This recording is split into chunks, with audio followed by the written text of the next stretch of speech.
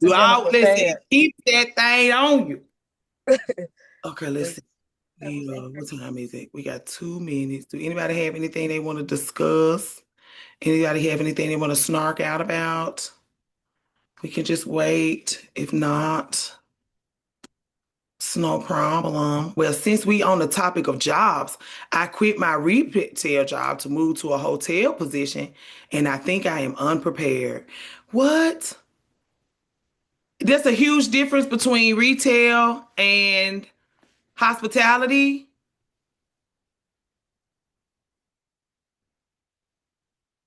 It is. I guess I feel like I would be Yeah. good at hospitality because I'm good at retail. Oh, hold on, let me I changed it. Yeah, my sister struggles with the hour difference too. She's been doing hospitality for a while, but Um, it is hard.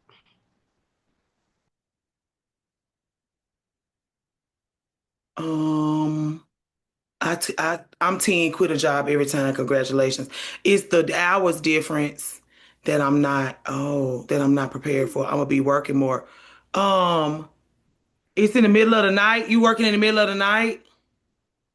You going from working during the day to working at night or something? No, thank God. I'm gonna be working nights and like the full day, basically. What does that mean?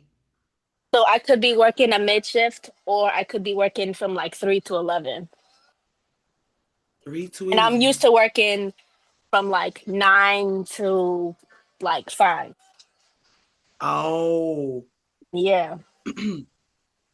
You don't think you would be able to you think you don't think you'll I want to snark out about the amount of motherfuckers that I let play in my face during my life. Oh, she read chapter 6, girl, this week and she just ready to burn shit down now. She bleached her hair out and she want to cuss real loud because she read that chapter 6. Um, do you feel like you blew your life up by going over to retail, going from retail to hotel? A little bit, but I'm up for the challenge, but I'm very aware that I'm like, this is very different from what I'm used to. And you're not So comfortable? Are you just uncomfortable? a little bit, yeah.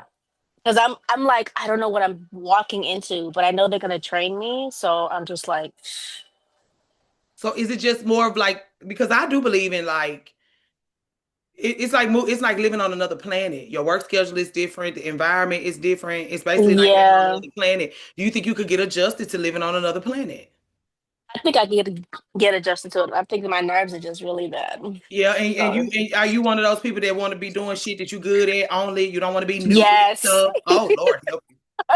You'll be okay then. yeah. If it's just stuff like that that you're dealing with, you'll be okay. Especially if it is. I know like working nights is hard. Going from working like from 9 to 5 to like going into work at 3. But even like if you use and please excuse me for sounding like a third grade teacher, but if you use your time wisely, um, you can make this work. Not having to be at work until 3 o'clock, and even getting off at 11, it's still the same day. At least you're not getting off at like 1 or 2 in the morning. So you get home, go to bed at a reasonable time, get up, and still have a day before you go to work. Oh my God. Um, I'm glad you opened and basically starting totally over. What made you leave retail? Oh, I'm talking too much. Everything at the current job that I was at was basically falling apart. They were going under new management and they were just like letting things fall apart. Mm-hmm. They cut half the staff. Mm-hmm. The rest of us that were there, they didn't give raises, and then they're hiring new people at a lower rate. And Mm-hmm. I work in an observatory and like one of the skyscrapers in my city. And so I work in the gift shop, and they basically just let the gift shop like empty out. And so I'm just sitting there very understimulated. It's very embarrassing to be sitting there and there's no like products. And I'm just like, yeah, welcome to, and I'm like, what? Nothing. Literally. So I was just like, yeah, I can't do this anymore. This is this is not it. And so I've just been looking for new work, new employment. And I was like, well, it's still hospitality, but it's a huge step up for me. But I guess I'm gonna take on the challenge. Yeah. Yeah, you can do that. That'll be nice. You just need to get adjusted and get comfortable with being new at something. Um, oh, so no, I'm so sorry. You okay, Carlos? I just wanted to No, I jump in dropped because mine. I dropped mine. oh Okay. What you say? no, I just realized how I got cut off because there's a man in my house and I was like, why are you coming over to the camera? Please don't come up to the camera. So I apologize for cutting you off, and I just wanted to make sure You that cut me off? I thought so because he was coming. I'm like, she is talking to me, and here you come. Oh, I didn't notice. Good for you. I didn't notice. I didn't notice at all. Don't worry about it. Okay, I just wanted to make sure. Whoever this is that just came in, you giving your phone number out. Whoever this Girl, is that just came. hey, can KJ. you hear me? Yes, KJ, you giving your phone number out. Girl, I don't look. It keeps asking me for permission to get onto the website, even with the link. Okay. I don't know. So I don't know what the daylight's going on. Do you have Patreon on your phone? No, I got it. I've been joining it on my tablet, and it's been fine. I don't know why it's acting up now. What I'm saying is, if you go out and come back in through the link I sent you on Patreon, maybe it'll be easier. Oh, okay. Let me try that. I sent it to your DMs on Patreon. Okay. Okay, try again. All right. Okay. Okay. All right. All right. Bye-bye. Everybody. Okay, so we got it. We got enough folks in here. I'm not gonna hold y'all up no more. Hello, everybody. Good evening. Y'all know I don't have no manners. Welcome to tonight's book club meeting. Welcome. I don't know how y'all want to begin. 5 minutes. Rambling. You can ramble on and on for 5 minutes. If somebody want to have a conversation with you about something you came up with, the 5 minutes start over. Because if y'all have a fabulous conversation, I don't want you to have to be like, I ain't got but 1 minute left. Don't talk to me. So if somebody got something to say to you about what you talking about, your 5 minutes start over. Miss Madam C, did I leave anything out? I just made that up. Good evening, everybody. That's perfect. Okay. Is that good for everybody? I think it's good. Okay. Do anybody specifically want to begin? We going from introduction to chapter 5. Anybody who didn't get a chance to discuss any other chapter, like, there you go, KJ. That's good. Now your business not in the street. Sorry, y'all. Oh, that's okay. Don't apologize. You just had your business in the street. So I want to say something real quick, and please. I'm only going to say it because I'm about to go have dinner with my son. It's our outing night tonight, and I just want to say something before I can't speak anymore. I have found myself back in chapter 3 of Vasilisa real bad, real bad. It's to the point now where I have bought a new journal, and I am with every task. Well, just from the story that she shared in the beginning, I had to sit with myself and just write about what that story did to me. And then from each task, I've written down just all the things that is just unpacking with what I'm receiving, and I can't come out of that chapter. Yeah, I'm stuck. So I haven't even read chapter 5. I challenge you to even skip that goddamn chapter 5 and go straight into chapter 6, because you're gonna be ready to burn it all down when we see you next Friday. If you go from chapter 3 to chapter 6, Lord help you. Okay. Now, I did say Lord help you. Okay? Yes, ma'am. Mm-hmm. Okay. I do that. But I just wanted to share that I have not read nothing about chapter 5 because I'm stuck in chapter 3. If you're stuck in chapter 3, if chapter 3 is transforming your existence, skip chapter 4 and 5. You will get to them. Go into I chapter read 6. chapter 4. I did read chapter 4. It's just after I read chapter 4, my heart just kept tugging on. Let's go backwards real quick. Yeah, It was sometimes something you missed. some chapters. And forgive my whining cat. I'm sorry if you hear him We in the can't hear your background. cat. Okay. Whatever this noise canceling mechanisms everybody headphones and stuff got works very well. Okay, good. But yeah, I recommend going into chapter 6 immediately. Okay. Yeah, and I think you'll be ready for next week because Yes, ma'am. I think I do need to get down in it some more. Yeah, I was gonna say with chapter 3, with the introduction, even if there is a chapter that really grabs you, I do think because like even with me, the introduction be banging me around, and so like I done read the introduction so many times. I done read the introduction, so I done go back and highlight and underline some shit. I done highlight. It's a textbook. My shit already falling apart. But I'm saying all this to say that if something captures you, build a relationship with it, because it's the reason why it done grab you up like that. Because even like Vasilisa, especially if you're going through something specific, if the chapter is resonating with whatever it is you got going on right now, just study the chapter. Be a student of the chapter. That's exactly how I feel. So I will be sitting in that chapter for a And while. and when you finish with that, highlight it, go through, highlight it, underline, journal. But by next Friday, be done had that chapter 6 over and done with. Even Yes, if you just done went through it the first time with your first highlighter, agree. Who is this? It really is like a guide in so many ways. Agree. Just go ahead and get chapter 6 read, especially with Vasilisa fresh on your mind and on your heart. 6 hit me way harder than 3. That's why I was like, some people, chapter 6 is just that one. Chapter 6 is just the legendary one. And I think that all that you've experienced, I think chapter 6 gonna resonate. It'll just make chapter 3 resonate more deeply. Okay. Okay. Well, thank you, ladies. I will be listening in. I just won't be saying nothing. Okay, wonderful. Okay. Who else? Who else? Anybody want to volunteer? I'll go. It's Okay. Etlin. Hi guys. Oh, Edlin. Sorry. Yes, Hey, it's Miss me. Etlin. Hi guys. Sorry, I'm currently walking the dog. We got the craziest downpour, and now we can.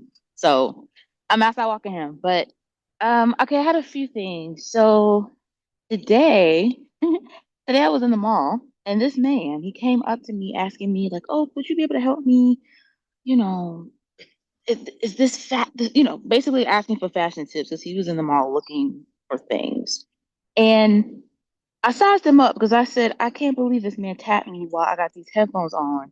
And I knew why. I was the only black girl in the store. He was the only black man. So immediately, I think he felt very comfortable. And exactly, Miss Madam C, the first thing I thought about was Bluebeard because we get so comfortable, like, oh, two black folks, this black man, and he was handsome. And you start to get all giggly and all just yeah, no, I had to size him up. I said, I don't know you. I have these big old headphones on for a reason.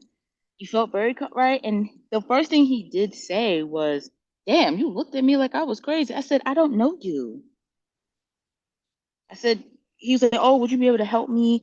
I'm looking for the shirt. I said, you have a bag of clothes, right? Pull the stuff out. I don't need to go nowhere with you. Well, what is it? Now, he did have very poor taste in fashion, and he actually genuinely was trying to find a shirt to match the shorts. But it made me think about Bluebeard. It made me think about how we let our guard down, especially when it comes to men and trying to be, or just trying to be nice, just trying to help people. And we forget that that is typically what people are seeking. They want to find like who's going to, which young woman is just going to be like, can you help me? And she wants to go help and save the damn day. Whereas I was like, it's 11:30. I don't feel like talking. I told him which shirt went with which shorts, wear this kind of hat, and he went on about his business. And I kind of was looking over my shoulder just to be on the safer side. In my area, trafficking is a bit high, and it kind of goes under the radar. But I was like, oh, this reminded me of chapter of Bluebeard, like how we will sense things, but because we don't want to hurt people's feelings, we'll ignore it. But I was okay with hurting his feelings. I was okay with being like, I don't know you. That's why I looked at you that way, right? What do you need? Hurry, let's go. So that was the first thing. And then going back to what like Osha was saying about like Boss Lisa, chapter 3 just it lives very much so rent free in my mind. To kind of report back about what happened with my sorors last week, I had a conversation with both, and they were very fruitful conversations. And I think rereading Vasilisa, I think it was a reminder to remember that you have the tools that you need, and knowing that like you have to stand up for myself, right? To not sit here and try to be this like overly good person. I think that part where I was telling you guys about the compliance piece made me very angry because I was so mad that I had been compliant for what? So people could think they could just disrespect me and mold me into whatever it is that they think I should be. And I lost my own edge, and to the point where I thought if I can, if I'm a particular way, then I'll be liked and I'll be welcomed in. And I think it kind of goes back to chapter 6, which I know we'll talk about next week. But yeah, the conversations were fruitful. Definitely had to remind folks to not play on my cellular device. Do not be texting me all kind of crazy. And I understand they're older, but so what? Like I have my letters just like you have your letters, and I earned mine the same way you earned yours. I think. I mean, I know how I earned mine, but I earned them. And I'm a soror just like you. And if there's any issue or you feel some type of way, like we're both adult women, we can have conversations. And if you don't find that you can do that, then that's one thing. Maybe ask somebody else to fill in. I don't know. And all I can say was very proud of myself. I at first was gonna own, but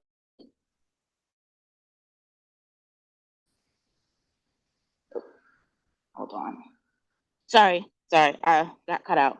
Um, but yeah, I definitely had to have the conversation with both of them. They were very fruitful. We were able to have adult, mature conversations. The one that was more rude than the other one. She acknowledged that she came in hot. She acknowledged that she felt some type of way. She read it a particular way, so that led to her responding in a particular way. And I told her, I said, you're entitled to feel what you feel, but the minute you decide to address me personally, if you're going to come in hot in my phone, you have to be okay with the fact that I'm going to respond back in a very hot manner, and then we're going to be into it, right? So let's just remember to be respectful, even when we are, even if, especially if you don't know that things are disrespectful. If you're like, this felt weird, then it's okay to seek clarity. You chose not to seek clarity. You chose to receive it a particular way, and that is why you chose to respond to me in a particular way. And I'm just letting you know that that wasn't okay. And she was okay with this. She apologized, and everything's okay. So yeah, chapter 3, I keep going back to that, and I just think there's just so much wisdom in that chapter. And yes, you're correct, lady. Like you go from chapter 3 to chapter 6, there's so much, and chapter 6 is one of my favorites. So yeah, that's what I got. I was gonna ask you, what you think about correcting your elders, young one? Do it make you uncomfortable to correct your elders? So sometimes it does make me uncomfortable because of my upbringing, and my upbringing is more so like I grew up with extended family, so like grandma's around, all of the elders are considered either grandmas, everyone is considered like auntie or tia, tio, whatever. So even if you were my age or younger, but because of like the family tree, you're an aunt, like you still got called that. Um, but I also know that a lot of the times it's I'm your elder, so like you must have respect. But I don't know. I don't I feel like a lot of the times there's this idea that like respecting your elders is supposed to be like tolerating disrespect. Yeah, You're supposed to respect be is silence and compliance. obedient. They Yeah, look like at respect like silence and yeah, compliance. silence, compliance, obedience. And yeah, I don't agree with that.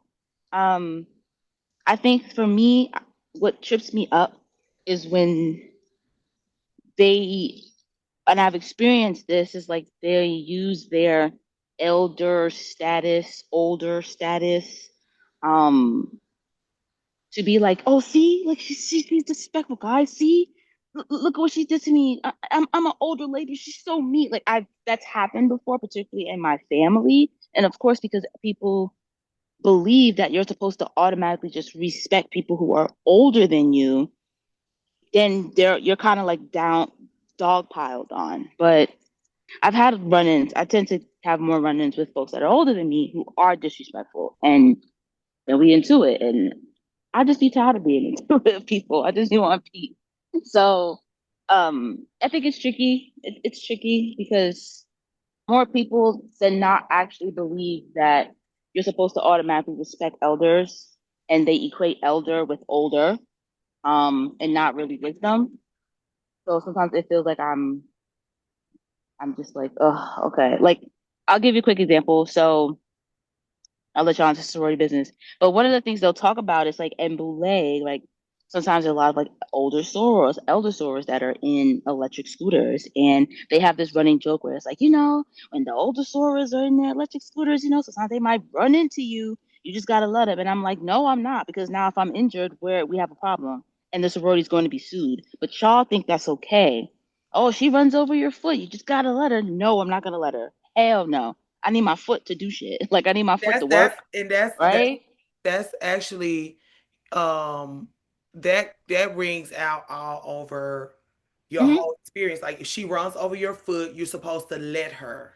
You're supposed to If she let runs her. over Yeah. you, you're supposed to let her. And it's like you supposed to. I had a friendship breakup earlier this year, but I also have conversations about this with a lot of people like in our community where it's like, well, I just have to ignore her. I just have to ignore her. And the reason why you have to ignore her is because you actually need to fucking address her and you can't. Hmm. Yeah, you can't. You can't But you because it's can. it's looked You down can. upon. But again, an elder Mm-hmm. is not too weak to be addressed. If you are an elder, um, Mm-hmm. I'm read. Did you get the spirit of infancy? Yes.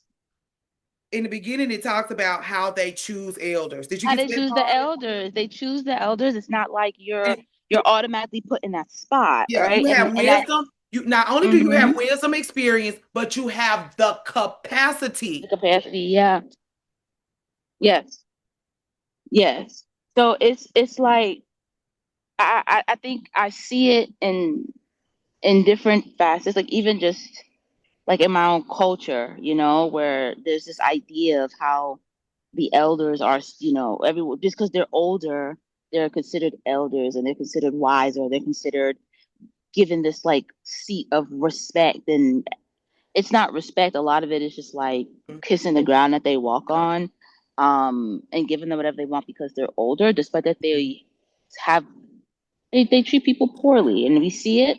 Um, but yeah, for the most part, I'm becoming comfortable with the fact that like a lot of those, particularly like my sorors, right? Like they're older. I'm the second youngest person in the chapter, so I am consistently having to correct people.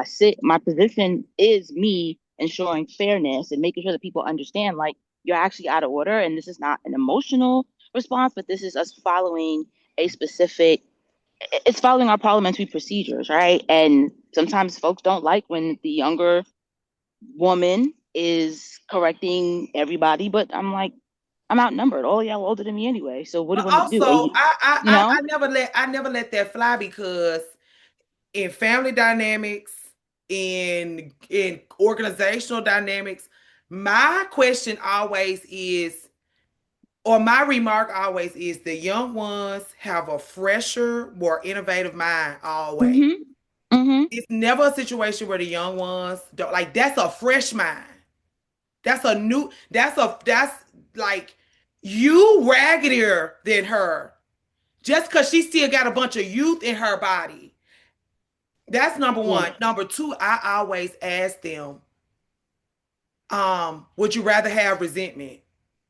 Like, Mm. would you rather have resentment? Would you just rather have resentment? Would you rather me spend all of it? And I'll pull up a definition in a minute. Would you rather me spend all of this time minimizing myself, going unheard, allowing this, and then now you have to receive all of this passive aggressive energy from me because I do need to be what you would believe to be aggressive when really I just need to speak up and stand my ground. I'm not, Yeah. anytime you're not allowed to speak up and stand your ground, if that happens once, resentment begins. And It starts to that, form. Mm-hmm. and it's a snowball Mm-hmm. effect. And so, like, we Mm-hmm. want to be years into this endeavor, and I just got a shit ton. Like, I really don't see it for you. I have all of this love and regard I have for you is fake, and the reason why is because I'm not able to speak up and stand my ground with you. Mm-hmm.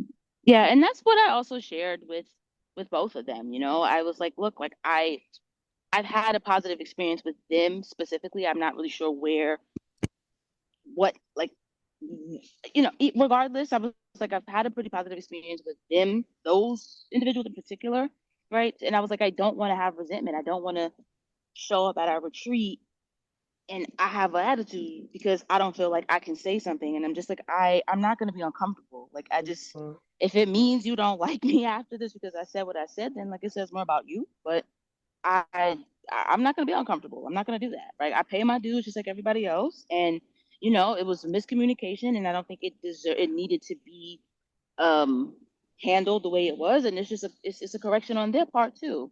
And like I said, the conversation was fruitful. Like everybody got to explain their part and we all walked away feeling like, okay, we understand. Here's what we can all do better. And I just hope, I wish more, I guess elders, older folks were open to at least being corrected and engaging in dialogue like that. I know that's not the case, but overall, like I think to just kind of conclude, I think rereading Vasilisa was a reminder for me to not regress and to sit there and do like passive aggressive behavior because I want to be liked or I want to be in the group or I don't want to be seen as the troublemaker, but it's like it was just me. It would have just been me dishonoring myself and like all the work I've been doing to evolve out of that stage. So very proud of myself and very proud of the outcome. And I'm excited to talk about chapter 6 next week. Okay, me too. iPhone guest, who are you?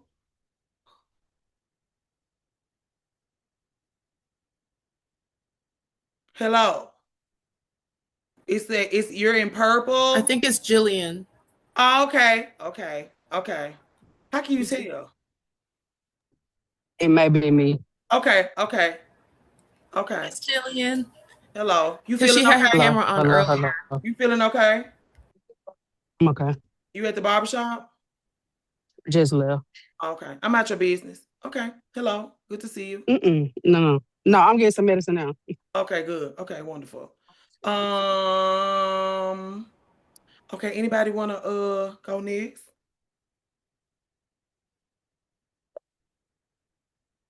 Anyone? No? I'll go. Okay, I know you will. I know you ready. Let me sit back down. Okay. Bounced. I went to do something else. You got your titties moving all around. Sorry. No, that's okay. We just girls. I'm not putting on no brassiere, nothing tonight. Good for you. There's a lot going from the beginning to 6. I did not finish chapter 5. I wanted to just skip ahead, but I said, let me not. But I'm a couple of pages away, so I'm not too far. To Etlin's point on Vasilisa, Etlin and Kiosha's point on Vasilisa, Vasilisa is such a good regrounding tool guide for me. I have found that I've been getting discouraged. I've been getting down. You know, I know we all have things going on. I don't do anything. You know, I don't want to do this. I don't want to do anything. I just want to be. And in those times, even though, you know, Dr. Estes did say in Vasilisa, you have to be able to stand with the icky feelings or the anxiety or the anxious feelings, discomfort, be able to stand with it. But in the same breath, in the same chapter, she actually gives you a guide in helping while you're in icky situations, or helping with while you're in anxious or depressive situations or time frames. I feel that talking with the girls, some of the girls in the community, it's like, oh, I'm so glad I talked to her. She reminded me to go back in. Oh, remember this chapter. And that happened at least twice this past couple of weeks. So going back, and I went back to Vasilisa because I feel like the tasks are specific instructions or guides, and I feel like you can apply them to what's going on in your life. Whether it be a challenge, whether it be your initiation, whether it be, yes, this is our work, but we also have, while we're working on ourselves, shit's hitting the fan. People are losing their jobs. People are moving. People are going through traumatic shit.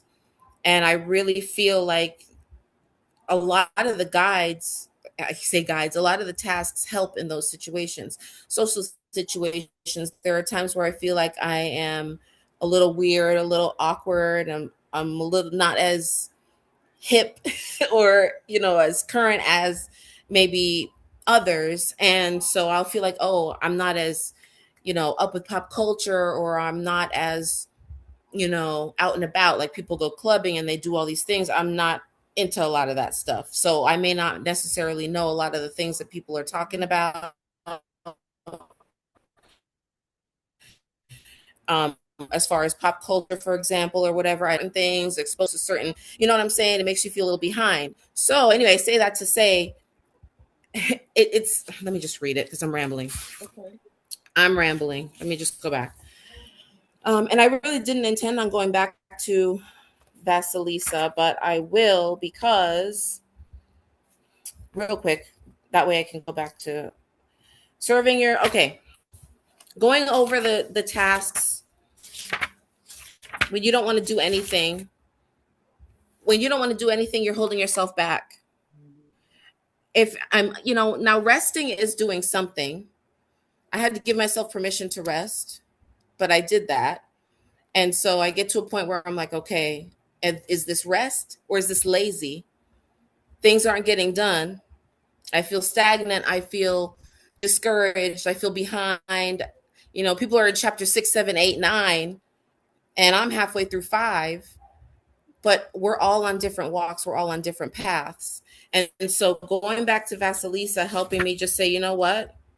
Did you allow your too good mother inside you to die yet? How are you so complacent and bored? Did you work on that yet? I'm just talking to myself, like, the second task, exposing the crude shadow. Learning even more mindfully to let go of the overly positive mother. Stop needing to be perfect. Your closet doesn't have to be perfect right now. It's just a fucking closet.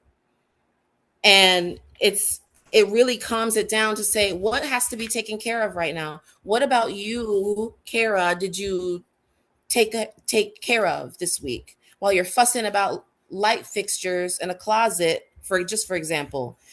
And I'm using that for example because I'm changing my environment. I'm decorating my home. I'm putting things together, and I'm not working right now. So it's my thing to update my environment. And I find that I'm putting pressure on every little thing I do instead of just freaking doing it.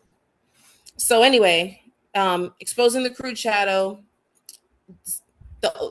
letting go of the overly positive mother, letting things die that have to die, just let it go, navigating in the dark. I have not made such an awful mess of my life that I'm lost in the dark and can't see. I'm actually doing just fine. Keep going, keep walking. And, facing the wild hag, facing Baba Yaga. I had a situation or experience where I was talking to someone that I love talking to. And out of nowhere, I just got so nervous talking to her. I hadn't spoken to her in so long. And I was so excited and I had so much to say, but I got nervous and insecure. And I'm like, why? And I look back through here and I said, facing the wild hag, Baba Yaga didn't terrify Vasilisa. And if she did, it wasn't really alluded to that much in the chapter at all. Dr. Estes doesn't say how she quivered in fear to be in her presence. She actually was at her house. She ate her food. She washed her clothes. She did her chores. She asked her questions and she asked her for something. She was just fine. So why would you quiver when you have that version inside you? So I realized that I have a lot of subconscious things that I'm fighting subconsciously. Like, I shouldn't be afraid of the stronger version of myself. I shouldn't be nervous to meet or stand next to my other side, or the balance that was touched on in chapter 4. That you shouldn't be quivering in Baba Yaga's presence. You should be respectfully coming in, waiting for her to give you tasks, to ask her questions respectfully. She was perfectly fine. I'm just going over what pinged me. Serving the non-rational. Like, I tried not to get too deep in the weeds with that. Page 94. Hold on. What you mean by serving a non-rational? On the fifth task, the psychic task of this time learning are staying with the hag, acclimating to the great wildish powers of the feminine psyche. So serving the non-rational was when Vasilisa was feeding her, when she was catering to her house. So in this part of the tale, Vasilisa asked Baba Yaga for fire, and the Baba Yaga agrees, but only if Vasilisa will do some household chores for her. And her house was so elaborate, this dancing character. And again, Vasilisa approaches, and she's not afraid of Baba Yaga, and she's not afraid to go into her house, and she's not afraid to eat of her food and serve her.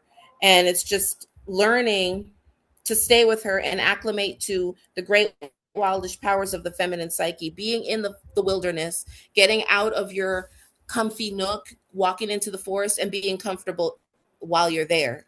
Because you have to serve while you're there. You've got to eat to sustain yourself. She was in her devotion. Sorry. I had closed my tabs. Valerie. She said, I can't see it. Oh.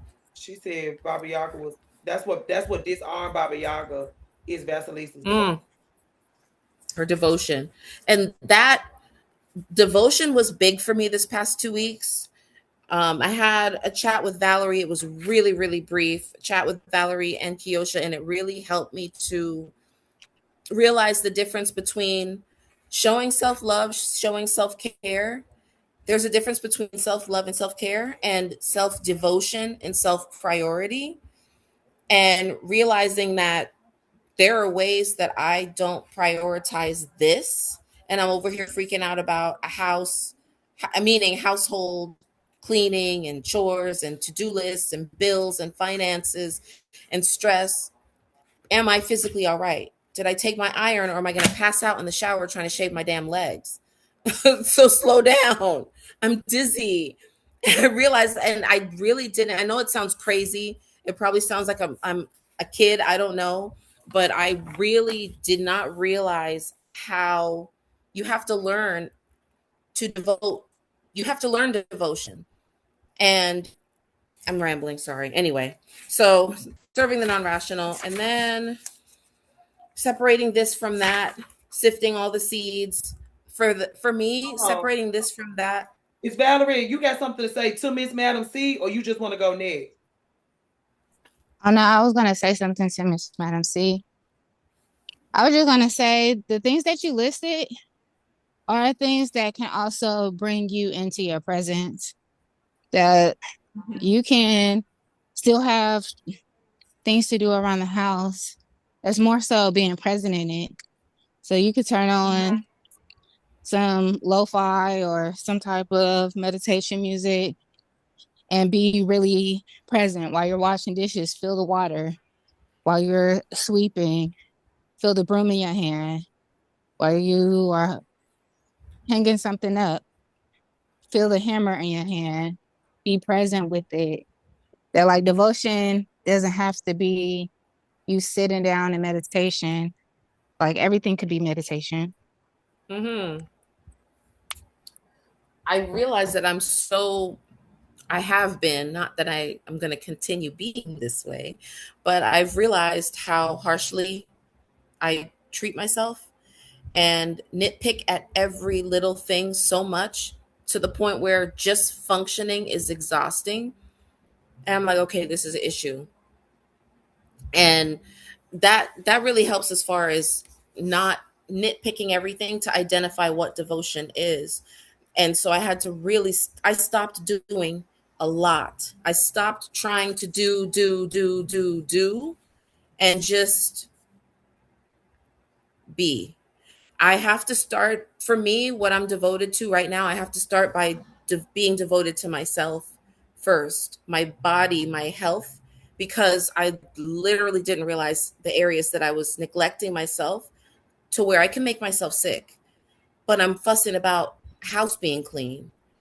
And you know what I'm saying? It's,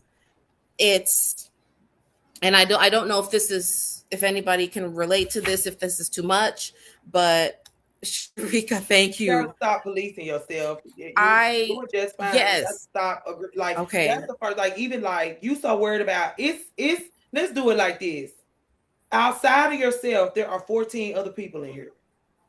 Mm-hmm. You worried about everybody's individual experience with you. You're not worried about yourself at all. You worried about how everybody is receiving you. Mm-hmm. But you brought yourself into this arena. How do you feel? You feel comfortable with sharing. You feel you have a lot to share. The people are just fine with you sharing, and you apologizing for it. It's no way in hell you're gonna be able to satisfy 14 other people. If you're properly placed and you're doing what the fuck you're supposed to be doing, you're gonna be all right. I'll be all right. Sharika, do you have something to say to Miss Madam C, or you want to go next? I had something to say to that. I definitely can relate. I'm reading a book now. I think The Courage to Be Disliked, and it talks about separating the tasks. So kind of going into what you said, Carlissa, about worrying about how you're being perceived is not your task. That's somebody else's task. Like my task is just to be. And I've realized with me, like I woke up the past 2 days with attitude. It turns out it was my cycle. But anyway, here I come. But I was just kind of examining what I was feeling and stuff. I also had the weed man that want to show up. So I was like, this the weed. I ain't got no weed attitude. I heard you. Hold on 1 second. All right. Here, and give her that, because somebody already bought my drink. I know that's right, honey. But I think one of my things is responsibility. I feel like I've been having to be that's fine. I don't like the responsibility of it all sometimes when it comes to even taking care of me. And of course that's not good, but I recognize that. Like, golly, that's something else I got to do sometimes. Just laying in the bed. 1,000 things. Is it? Can y'all hear me, or I need to step right back at the door? We can hear you. Thank you. But yes, I think I just get annoyed sometimes with like the responsibility of the devotion. Like, if I don't do this, but it does go back to like, giving myself grace. Like, I'm not supposed to be perfect. I'm just supposed to be making progress. So it's like, even today, I didn't get to go to the gym until like 3, but I'm glad I did it, because I pretty much told myself, like, this is for me. This is, maybe that's enough for right now. And the energy just lifted. And then my mama called and asked me, did I want to go to dinner? And I'm here now. So, yeah. And it's nice. And it always evens out. It mellows out. It ebbs and flows. I have to figure out how to relax, and always wanting to put a pressure on something. Pressure to give yourself grace, pressure to have more confidence, pressure to make sure you're doing this, pressure. When I'm tired. I'm tired. And it's always 1,000 things. There's always 1,000 things that we're responsible for. And I realized that I'm the one that people go to in the family to make the most basic decisions. it's my mom's voice, but now it's my voice. Leisha, you got something to say to Miss Madam C? Hold on, Miss Madam C. I'm so sorry. Leisha, you got something to say to Miss Madam C, or you want to go next? I'm sorry. Everybody want to talk to you about what you I talk. want to talk to Miss Madam C. Don't do Hi, it. baby. Hi, Mama. Hi. Listening and glowing. Hi, Alicia. I put my hand up when you said that you needed to figure out how to. I don't even remember exactly what you said because I'm just like, well, you know how to figure it out. It's not about figuring it out. It's about do you think that? And this is something that I'm currently workshopping. I was just talking about it with Lady. Do you feel worthy of it? Because what I'm struggling with is I can say I'm struggling with my self-expression and my creativity because I am naturally a creative person. I really am. But I haven't really made anything in a long time. And I don't do it for myself. I only do it if somebody else asks me to, or if I see something that somebody else needs. And I think what I keep bumping up against is that feeling of worthiness of like, do I deserve this? Do I actually, do I give enough of a fuck about myself? Give this to myself. And even with your house and what Valerie was saying, it reminded me of the Marie Kondo method, the life-changing magic of tidying up, and how basically she's like, you need to be more present in your home and with your things and treat every piece of your house like a living thing and decide how you want it to be treated. And when you think about that, you have no choice but to be more present in the home and to treat your things better and to give them more space and more intentional spaces for them to, it just kind of all flows when it starts from a care for yourself. Unfortunately. Okay, you know what? Excuse me. I want to say something right here. One of the things that I realize a lot of us who don't have the dad thing, like if we don't have a healthy father, we don't have structure and care built out together. And that's the dad thing, the structure, care combo. Like, not that your mom can't give you structure, not that your mom can't give you care, but and you're making the dad piece. If you had a healthy father, it was structure and care, structure and care, structure and care. And so, like, if you don't have that presence in your life, you don't know how to be that presence in your life. You don't have a guide. You have to get it out of the mud. And a lot of our exhaustion, Sharika, Miss Madam C, Leisha, me, all of us, a lot of our issues from exhaustion just come from exploration, just come from fucking it up, and this ain't it, and thinking this is it, and this is not it, and exploration, especially because exploring is not gonna always beget this is the solution. And so if we still talking about presence, just being present with the experience of exploration, and just you're gonna get something out of it because you even had the vulnerability and care to explore. But also, I think because we don't have a guide, a lot of this work is exhausting because we don't have a guide. The reason why we appreciate Dr. Estes and her work so much is because at least she's given us language. At least she's given us tasks. And even though we have to make these tasks our own, because even she talks about that, you have to make the tasks your own. My creative endeavors are not going to be your creative endeavors. Right. The things I do to care for myself, because even like when listening to y'all talk about like keeping the home, and like I do my best cleaning before the sun rises, but then I have to choose between taking care of because I also take care of myself before the sun rises. Like I do if I'm gonna stretch, if I'm gonna journal, if I'm gonna lay on the floor and stare at the ceiling for 11 minutes, whatever it is that I'm going to do for myself, relax my hair, any of the things that I'm going to do for myself, I'm going to do it before the Joshes start their day, because I have to have and so I have to choose between caring for the home and caring for myself. I'm trying to find ways to make caring for the home be caring for myself. But because caring for the home is so laborious, and I equate caring for myself with not goddamn laboring.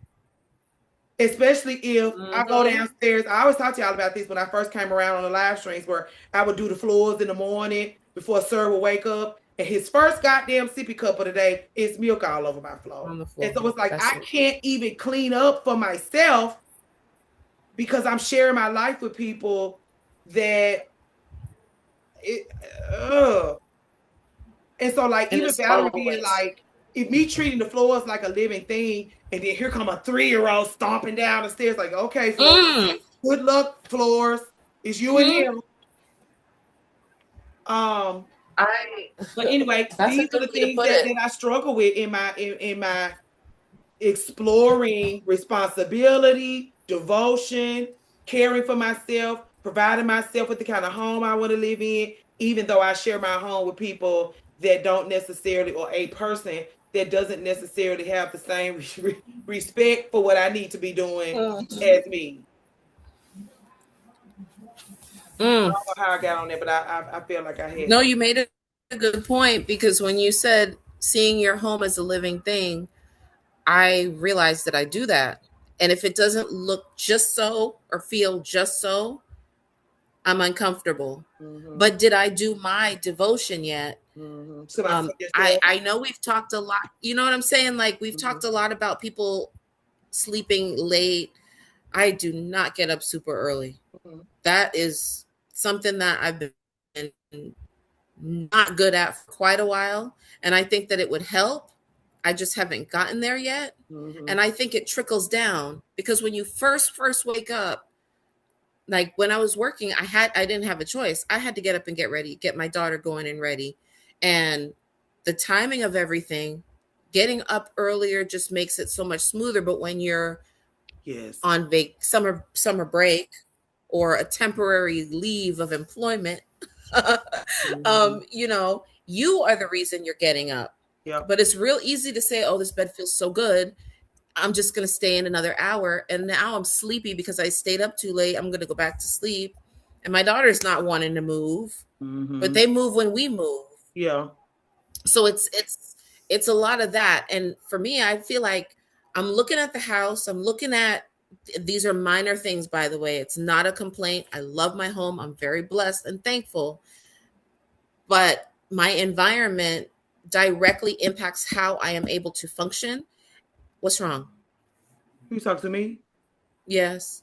It's a lot going on my end. Oh, okay. Sorry. But I found myself starting with my devotion focused on my environment, because changing my environment and changing how my home looks and is organized will help me function better. So in my mind, I was thinking, fix the environment first. Do the guest room. Get rid of all the boxes, because I moved about almost a year ago. I moved into my home. And so getting settled into my home, there are things that I didn't finish. I have a lot to get settled, but I've got to function on a day-to-day basis. Getting on a laptop and getting on Zooms and applying for jobs and everything on your laptop from your coffee table is different than at your workspace. Reading in bed is different, or on the couch or on the porch is different than in your workspace in the office. So in my mind, I attached it to, I will function and feel better and devote myself better to myself once the house looks a certain way. But when you buy a home and you still have, you know, all these, it's projects, you gotta look after this first. And so that's, I'm sorry. It's all right. I don't want to say I'm struggling, but I feel like I'm still figuring out or learning how to curate, like Melinda said, how to curate my care. And it goes beyond body oils and how you care for yourself for the time of the month, which, by the way, Carlissa, you saved me. Anyway, I never get to you wear. got something to say to Miss Madam C? Valerie. It would help if you start like romanticizing things. So like if you said a time frame to go fill out job applications, go to a coffee shop, go to sit at Starbucks, take your laptop, go sit down. I've had to do that. If you're gonna curate your space, make you a nice cup of coffee, light your incense, light a candle, like curate the ambiance, the vibe, so that you want to do it. Like, because I think like having the pleasure and desire in it is going to what's going to help make it a consistent devotion. Is like you actually enjoy this. So like even down to like cleaning up, organizing the house. Maybe you have a certain, you still get up, get dressed, but it's attire that you enjoy wearing. Like you got to make it enjoyable, because if not, it's going to feel like a chore. It's going to feel like, oh, I got to do this thing. But instead, like if you enjoy the process of taking care of yourself, you enjoy the process of your devotion, that's going to make you want to do it each and every time. Like do it more. Whenever I take my my baths, it's like I love the setup. I love the process of setting up the bath. On top of me being in the bath, if that makes sense. Yeah. I had a question. I had two questions. Can you enjoy it without guilt? How many of us were ruined by chores? Like how many of us, our parents ruined chores for us because we was running households as children? We were covering responsibilities. We've always had these responsibilities. That's what my Substack was about. Like, I hate the obligations, like everything that we have to do to hold a household together for our parents growing up. Now that we should be doing it for ourselves, we totally goddamn burnt out. Lord help us. That's the first thing I want to say. And then the second thing I want to say is the dance of getting the inner to meet the outer, the inner to meet the outer. The environment is good. Like maybe the house is clean, but now we can't ragged ass tired and got an attitude. Or maybe we do feel good because we've been like, I come back from traveling and I feel all full and I gotta wash, like switch the sheets and get the bathroom situated and the bathrooms, the floors, so the like, litter. Always the litter, Lord help you. Wasn't the parents, it was the military, Lord help you. But trying to get the inner to meet the outer is exhausting in and of itself. And I think that's why devotion is important, unfortunately, because it's constant. You like once you get it perfect, you immediately got to keep going. You got to, like, as soon as you get it exactly how you want it, you still got to get your ass up and do something, because as a woman, you're constantly changing. If you're living in your home, the environment is constantly changing. And so like you always have to be in harmony with constant change. It's exhausting. It is exhausting. What, Valerie? That's kind of why I like to think of it as meditation, because like think of trying to meditate. You're thinking of 1,000 things. There's a lot going on. There's so many ways you could be distracted in meditation. But what brings you back to meditation is like remembering to breathe, remember to be present, remembering to not hold on to the distractions. So if you start looking at the things as a form of meditation, you're going to be distracted. Like that's the process of getting into meditation, is just distractions are going to come up. Thoughts are going to come up. It's not holding on to them. There's lots of squirrels running around. Yeah. So like if you look at it that way, you know to expect that a distraction is going to come. The practice is not holding on to the distraction. Oh Lord. Okay. Thank you. That was good. Was it the parents? It's the military. So yeah, all of us. Yeah, we having to change our relationship with chores, because we've had to labor so much for. We've had to use these things that we should be able to. Because I think if the first time we had to clean up was we had our own apartment and our own furniture and our own kitchen and our own dishes, and this is my stuff and this is for me only. I think we would have a different relationship with it. But because we carry so much ick into our adulthood from our childhood when it comes to this kind of stuff, it does give us, we'd have an icky time with it overall. I need to give my daughter more. For me, it's structure and discipline. It's for you. And maybe you can't the give word your daughter nothing that you don't have. It's right. It's me. It's me. I know it's me. I'm the drama. Yeah, because mom sets the tone of the house. Yeah. If you know that growing up, my mom did not play when it came to cleanliness, chores, and all of that. Did she clean her own Mom house? came home. Did she clean her own house or did she make you clean her house? Both. Edlin, you want to say something to Miss Madam C or you want to go next? I was going to say something to Miss Madam C. I think when you said structure, I found that for me, beautifying my structure, like using beauty as ritual has changed my entire life. So I even think about like my morning routine. Everything is very beautiful. Like what I believe is beautiful, right? I like pinks, I like floral, I like rhinestones, I like bling, I like all those things. And down to going to the gym. I love going to the gym because my workout outfits are nice. My workout bag is very nice. It's beautiful. My water bottle is very beautiful.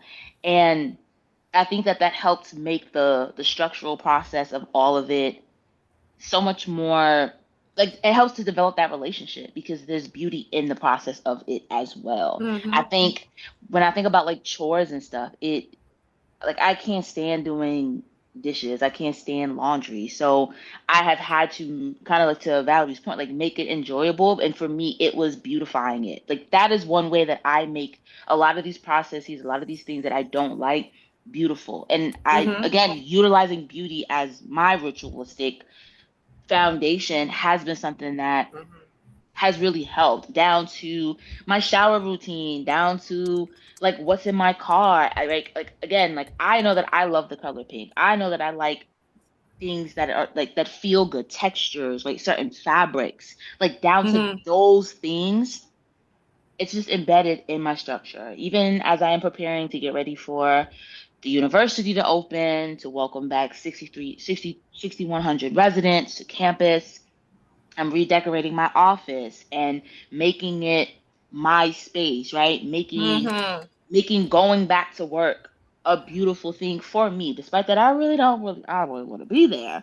But from my outfits to even trying to find a new book bag, because when I'm in training, as much as I like using my work purses, it'd be carrying books and textbooks and laptops, right? I prefer to, I'm like, okay, I hate a book bag, but what if I got a pretty pink book bag? Now, you know, I've got a fabulous one. A beautiful book bag that I'm so excited to show the world. And it also just makes me feel good, right? And it's nice it's for me, right? My relationship to that is this makes me feel good while I am coming to work and I am preparing for a new school year, right? And I would just encourage you to find what you believe works for you that helps makes the flow of the structure not seem so tedious. Like laundry, I had to change my laundry basket. They have all these, I have the cute little pod bag, even though I know I don't need it, but that makes doing laundry it makes a difference. So much better. It makes a difference though. To your point and to Alicia's point, dishes, I have a dishwasher, but I have an addiction and a beautiful wine glass collection that can't go in the dishwasher. And certain glass items, just all these little pretty little cutesy, they can't go in there. I've got to wash it all by hand. And I still have other things that are going in the dishwasher. And I'm rambling again, but it didn't change until I got gloves. We're going to start kicking you out of here. When you start policing yourself, we're just going to kick you out. and you can go into a community Not hang up where on they me. will police you and they will stop you and tell you that you rambling. You can just go over there with them. Yes, but they got those pink, like they got like the pretty, latex gloves, and it's like, again, I know it seems Gloves. like, in a way, No, it like, is. 'cause I've No, you're heard, right.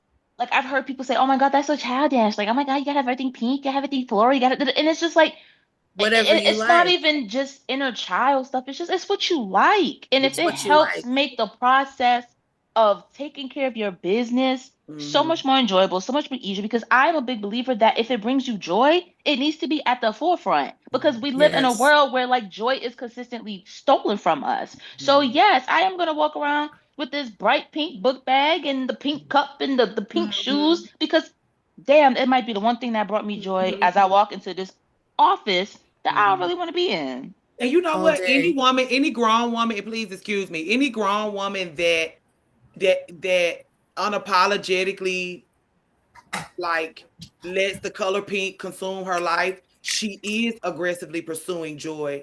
And it's people that try to, it's like, because some people, like, they don't talk, they don't use a lot of, they won't say that they look at you like you're being childish because your backpack is pink and your cup is pink and everything is very girly. Like, if you choose a girly aesthetic and they expect you to be a woman, and it's like, I'm pursuing joy here. I'm pursuing my joy. innocence, my joy, the fun part of being a woman. Even my girlhood still exists within me. The disrespect of the feminine because of what's wrong with pink. It's like, grow up. Right. Or you can't have pink, you can't have this. Bright colors, period. There's someone on TikTok, I can't remember her name. I follow. Her whole house is pink, terracotta. She wears giant flowy robes. Her closet is behind a hidden wall. She curated her home to feel, and that's what I'm trying to do, is adjust my environment to get myself to coast, because there's a certain place that I need to be. And then as far as decor, deep decor, of course, we all want to separate and decorate our homes, but I need the functionality. And for me, the porch, once I go out there, I could be out there all day long. I'm like, wait a minute, I have a child. I gotta get her room finished. I gotta get this, because she's functioning too. Teaching my daughter, and again, for me, it's the devotion.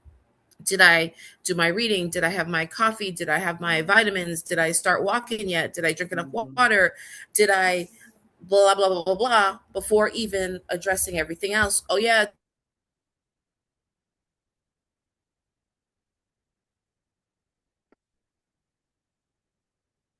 Is it just me? Okay. I thought it was me. I was like, it's okay, you was froze. Hello, Miss Madam C. It's froze. Okay, there you go. There you go. It was froze. It did freeze. Thank God. Thank Goddess. I'm glad to be able to do the work. It just feels a little like I'm running in circles. And well, you just came off of feeling like caring for yourself is like, you may be this is you going through it. Like, you're not just gonna wake up one day and be like, okay. I think originally, like, your first issue was everything just feels like such a chore. Oh my God, I'm gonna have to take my cell phone. This is a nightmare. I hate this. Because of the amount of work. Correct. But that's because your mama made you feel like you was just such a goddamn headache. Oh my God, taking care of you is such a chore. And so, like, getting untangled from the mama is you've gotten untangled from the, oh my God, this is a nightmare, all the stuff that or you're getting untangled from that. And now the next thing is not policing yourself so much. And I think as you work on these things, you will police yourself less and feel like taking care of yourself is less of a chore. And just over time, it will get easier. You take a relationship with anything, a healthy relationship with anything or anyone takes work. If you're complex, if you're as complex as you seem, having a relationship with yourself is going to take work. Having a relationship with your environment is going to take work. And you're going to have to let it be work. Like I'm Stand ready in for it. things to get easy. Yeah. It ain't gonna never be easy because I know. you're not a, Can you're I not just a, put my yeah, it's feet not up? like even taking care of plants is complicated. Taking care of a cat is complicated. Taking care of really nice furniture is complicated. And these things, the couch doesn't have a heart or a brain. And so It's like, not a living and thing. so like, there are so many things. So like, you have to just look at yourself. Like it is complex. And I am learning this for the first time at 41. But I'm learning. And I'm doing it. I Yeah. think Grace was trying to. Can I Oh, say great. something? I'm sorry. Oh, no, you good. I got something for you. So I wanted to recommend a book. It's called Atomic Habits Okay. by James Clear. Valerie was just talking about this book. The same one? It's so Yep. revolutionary. It will change your life. He talks about the importance of habits, but then he kind of teaches you ways in which to make habits something that you can actually complete. So one of the things, for instance, that he was talking about was like habit stacking, where if you do maybe, let's say, one thing you do for sure, then you stack it with another habit that you're trying to master, right? So let me give you an example. I love my sleep. I'm gonna go to bed. We all gonna go to bed, right? So I was getting used to taking vitamins. One of the vitamins, magnesium glycinate. So what do? I put it by my bedside and I have the water right there. So the minute I get into my bed, guess what's next to me? The magnesium glycinate, which is going to make it a lot easier for me to take it, which is then going to make the sleep a lot better, right? That's a simple thing where all I did was make sure everything I needed to sleep better was right there when I get into bed, right? And it just makes things a lot more efficient. And that was just one of the techniques. He has a bunch of them. It's one of those books I have, and that even now I'm going to have to go back and reread it just to refresh because it's that good and I need to brush up. Because, with habits, you tend to slack, especially if you having a summer or you doing stuff or you distracted. And in the book she does also, Dr. Estes does talk about distractions. She and did. how I highlighted pursuing this thing pursuing this freedom and this getting to know ourselves is it's hard work and it's gonna have a lot of distractions, but that book will change your life. Thank you. You said it's called Atomic Habits. Atomic Habits by James Clear. I did want to ask, since we are doing this, is there any, we have the fear of being disliked. What's the name of it? We have The Courage to Be Disliked. We have Atomic Habits.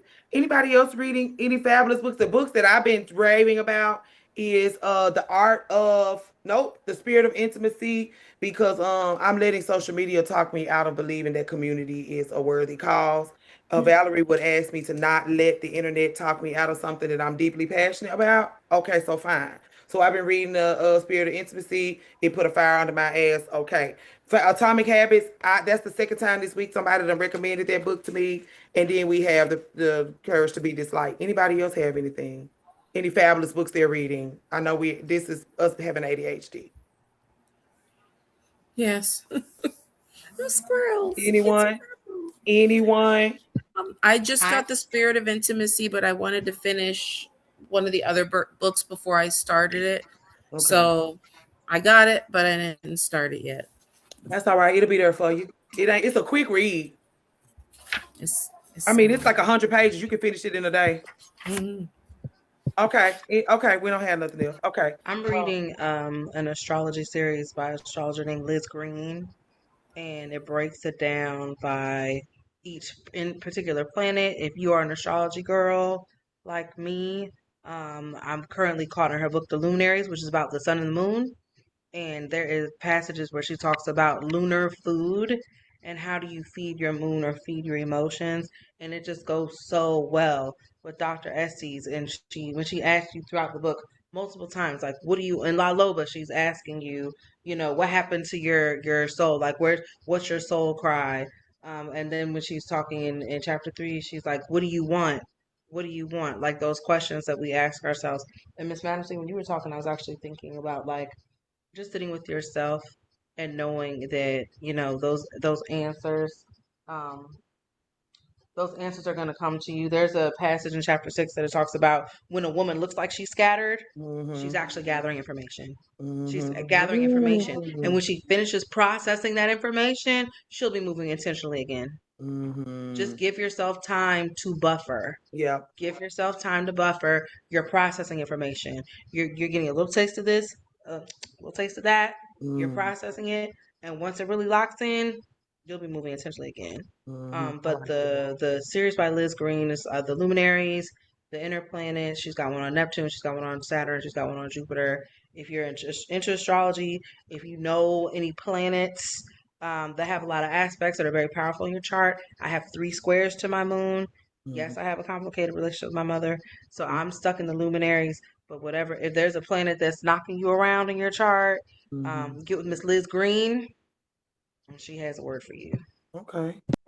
Anybody else? That's a good. Your that haircut is very flattering on you, also, Lee. Thank you very much. I'm about to go get cut a little bit more. I'll cut it down next week. Muy It's a little long chic. for me now.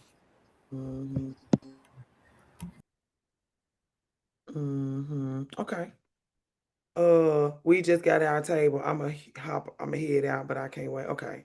She's talking about the 4 agreements. That's the first. Terror for Change. I'm always rereading Sister Outsider by Audre Lorde. Okay, can't wait to get. I was thinking the same thing. I'm dying to know your thoughts. Okay, I'm lost now. Let me write these down. I've been getting. I think Leisha or Valerie sent me a quote from a passage from Terror for Change. What is it? What's the one Osha said? 4 agreements. And I can put all of these. I'll give all of these to Yada Jim, and she'll put it in the family library. Read Sister Outsider. Okay. Anybody else? Okay, so anybody else wanna we on the introduction. Okay, from introduction to I'm trying to find that one. It was really, really helpful. Of course, I'll find it after somebody else starts talking. I wanted to talk about I have I want to go from, it's a lot because I explain all the time that when I read the introduction started banging me around from the very first page, because when we talk about just the feminine instinctive nature of being looted, driven back, and overbuilt. This kind of stuff happens when we have to over exert ourselves in childhood, laboring for love, laboring for our families, laboring for connection, to being the ugly duckling, Vasilisa. The story of Vasilisa, when you read the folk tale, it's about her lands being looted, driven back, and overbuilt. Plundered, burnt, dens bulldozed, and natural cycles forced into unnatural rhythms to please others. That grabbed me because Bluebeard is discussing this. Vasilisa is discussing this.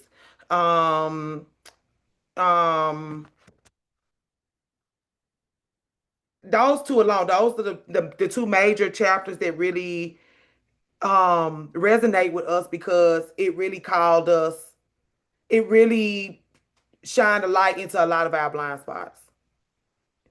That Vasilisa and that Bluebeard. But the part that always gets me, the part that I be shouting to the mountaintops, is for natural cycles forced into unnatural rhythms to please others. When we talk about, I want to speak about specifically our intuition. Our intuition being, it's natural, our intuition. But we have to drive it back to please others. We have to ignore it, plunder it, destroy it, starve it out to please others. So that has been banging me around a lot. In Vasilisa, when Dr. Estes talks about feeding the dog, she talks about feeding the dog, and then she also talks about feeding the yaga. Right? She talks about not right. I should have been better prepared. But she talks about feeding the dog, feeding the yaga. Like, what do you feed them? And you're feeding them. So like the thing that I've been struggling with is, you know how they'll be like, if somebody will be like, you have your friend have an icky time with somebody. And the person didn't do nothing to you, but they did something to your friend. And you holding it for this person because they didn't do nothing to you, but they did something to your friend.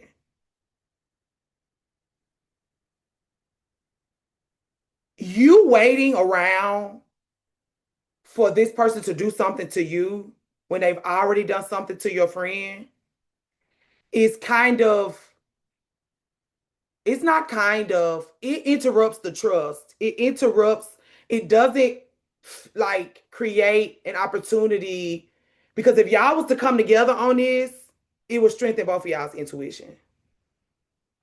Because if y'all have friendship is trust, but it's also basically what I'm trying to say is that the people around you should also be feeding the dog. If you're around people that starve out your dog, you ain't gonna make it. And you have to have the courage to say, like, if your friend is noticing, because another thing too is that if your friend is noticing something about somebody and you don't notice it and you're gonna hold it for that person, you have to consider that your friend can see into your blind spots. And if y'all are yin and yang in a healthy way, because my strengths are not going to be my strengths, your strengths are not going to be my strengths. And so like, it's never going to be a situation, like it interrupts the trust when I'm keying the house down with somebody that has violated my friend and that disturbs their intuition. It's going to interrupt the trust that we could have. I'm going to have a little ADHD moment and I'm going to take y'all back to Christmas. Put a red rose in the chat if you was in the live stream for Christmas.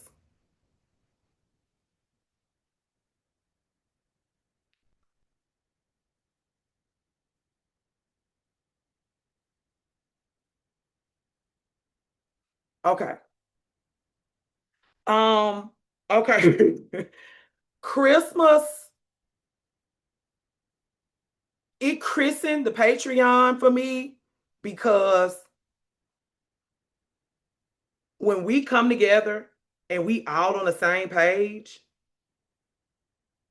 the only reason why I trust the us of this endeavor is because I know how magical we are when we all plugged in at the same time into the same thing on the same, like that enriched the trust I had with myself and with this endeavor. By the light of the fiery skull, we know.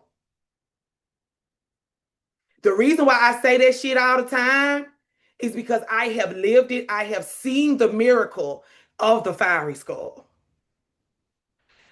Even while we talk about La Loba and what the bones mean, what the bones do, everything else can be stripped from us.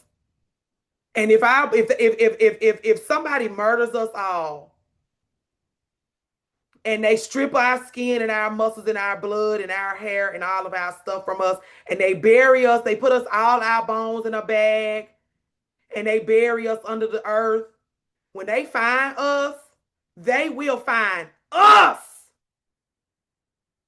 Because our bones and bones are not easily destroyed. And as I'm reading Vasilisa, And La Loba means something to me because of Vasilisa, because the skull is made of bone. What are you made of? What are you made of? What do you know? It's in the bones. Edlin wrote a Substack this morning, and she was talking about the just the strife and the things that's going on in her family's homeland. And she said it's something going on and she can feel it in her bones. That is a deep knowing that she can't even put words to, but she fucking know it.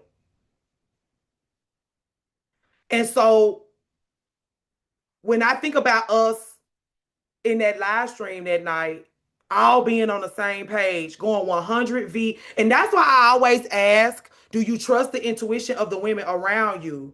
Because if you don't, you're gonna go 100. You like, if we all know and feel by the light of the fiery skull, you going head up with 100 women's intuition, your psyche is disempowered.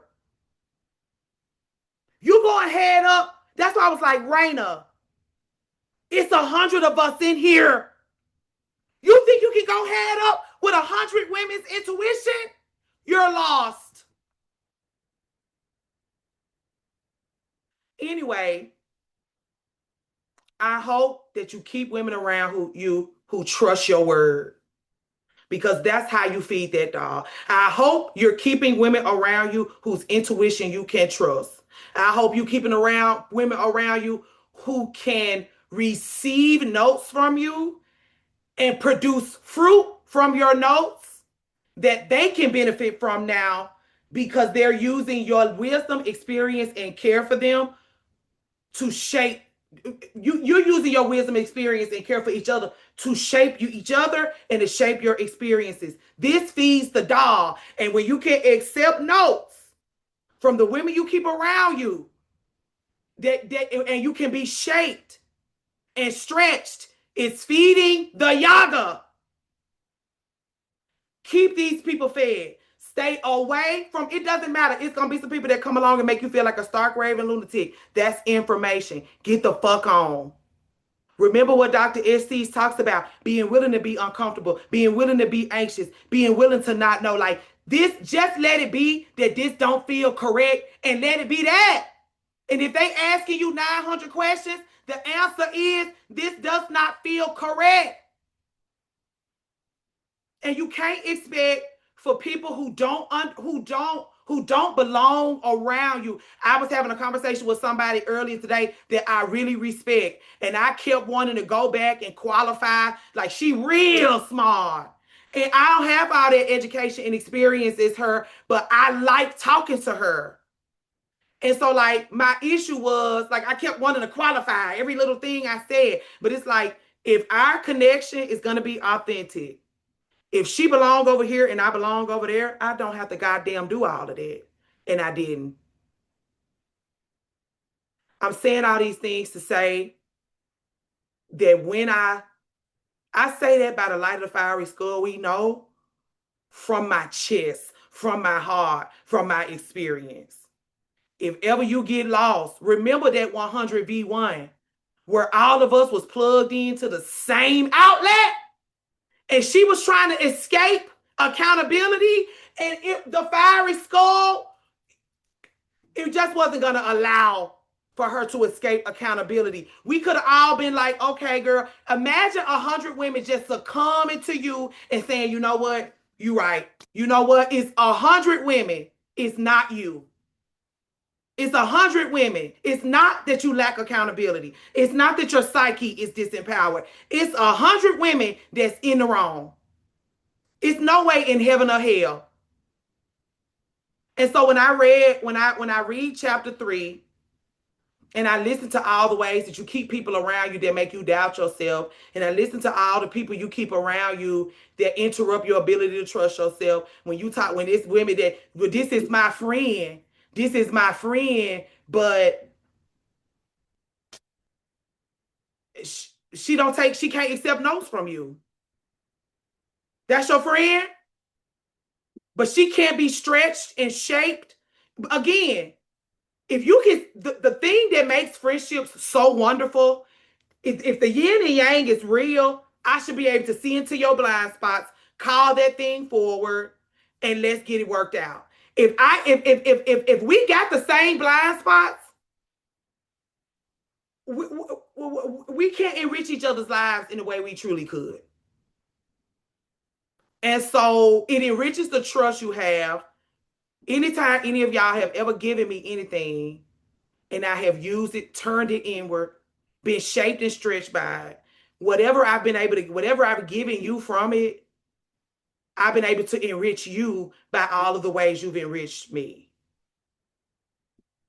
That's important for healthy connections, healthy foundations, healthy friendships. It's not just chemistry. It's not just we having a good time, we going to a concert and we dancing around and we both like sushi. It's more to it than that. When we're 31, when we're 33, when we're 35, when we're 40, when we're 56, it's much more to it. When you're at the lunch table and both of y'all mamas send ham and cheese Lunchables, congratulations. That's all you need. But when you get older and you establish more depth in your life, you're gonna need more than just a ham and cheese Lunchable and a concert to bring you together. And so that By the Light of the Fiery Skull, we know changed my life. That By the Light of the Fiery Skull, it means something to me. It means everything to me. It means everything to me because the skull is made of bone and it's fiery. It's full of fire. It's full of passion. It's full of understanding. It's full of something that people should be afraid of. And they should be afraid of it. They should be afraid of your intuition. They should be afraid of your knowing, because it's almost a psychic ability, especially when we all come together and we plug in, you know what I'm saying? And we all believe it. Be able to stand in the eye feeling. Yes, talks about endurance and avoiding distractions. Yes, anyway, that's all I had to say. I have so much more, but I just want to, y'all know how I feel about that. By the Light of the Fiery Skull, we know that skull being made of bone, the bone being, you can't never get rid of the guy. Even how Dr. Estes talks about the lands may be driven back.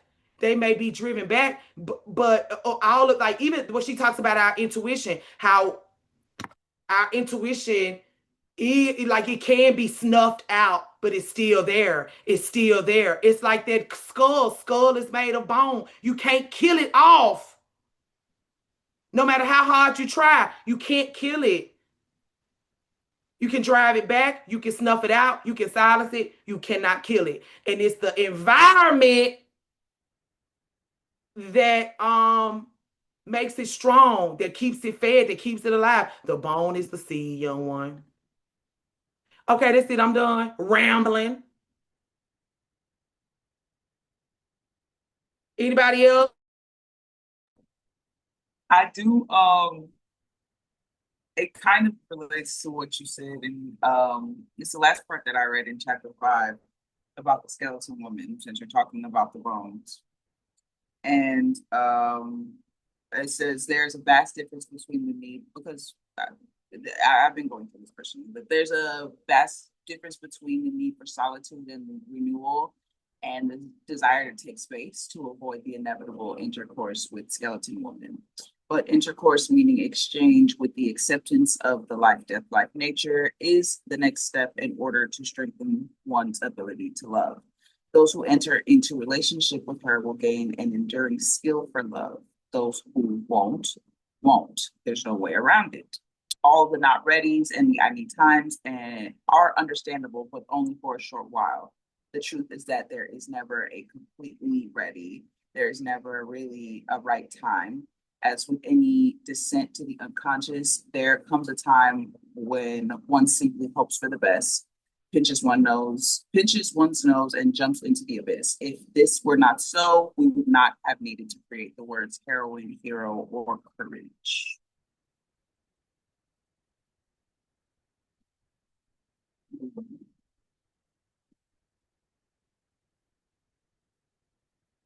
You muted. Oh, my bad.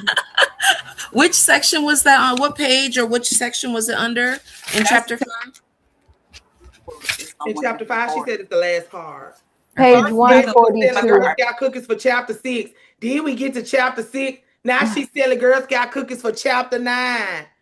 Page 142 is where it's at. The last paragraph on page 142. Thank you. Yep. Yep.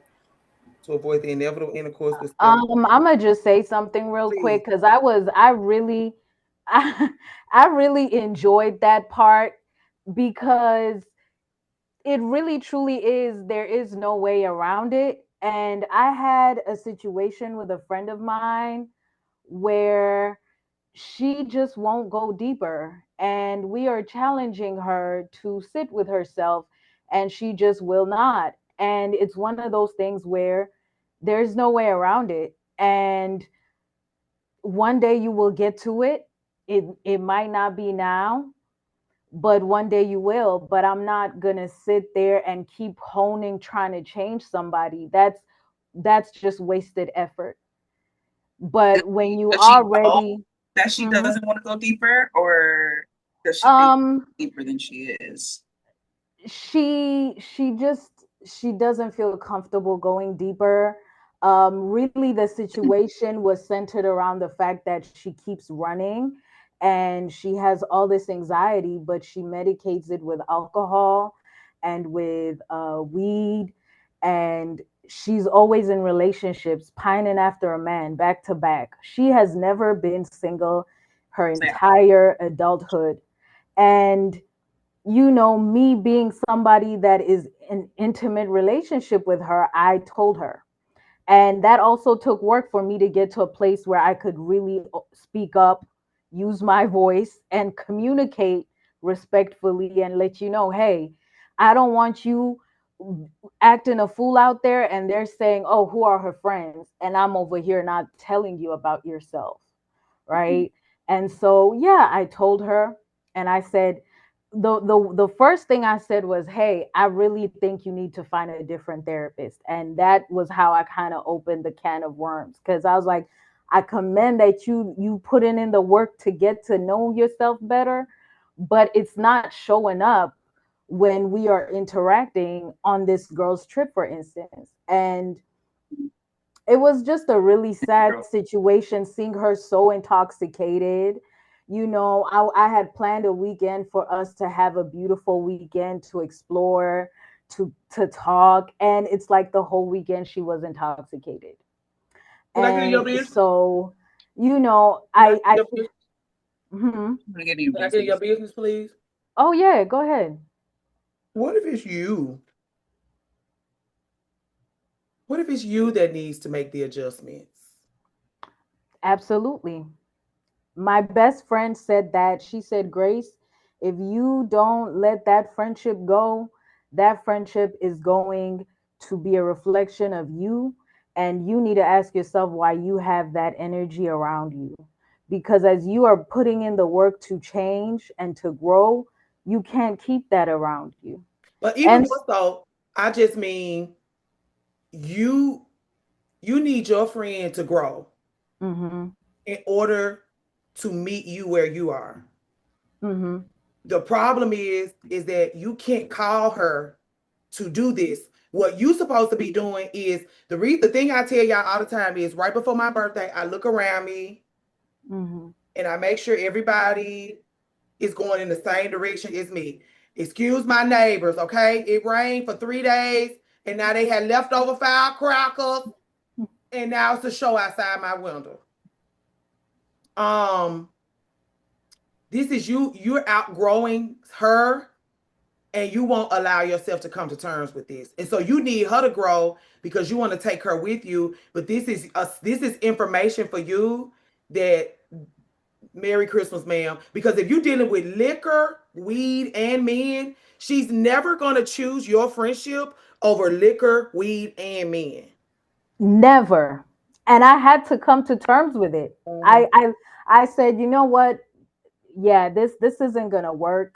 And after that trip, I made it clear. I was like, we're not doing this.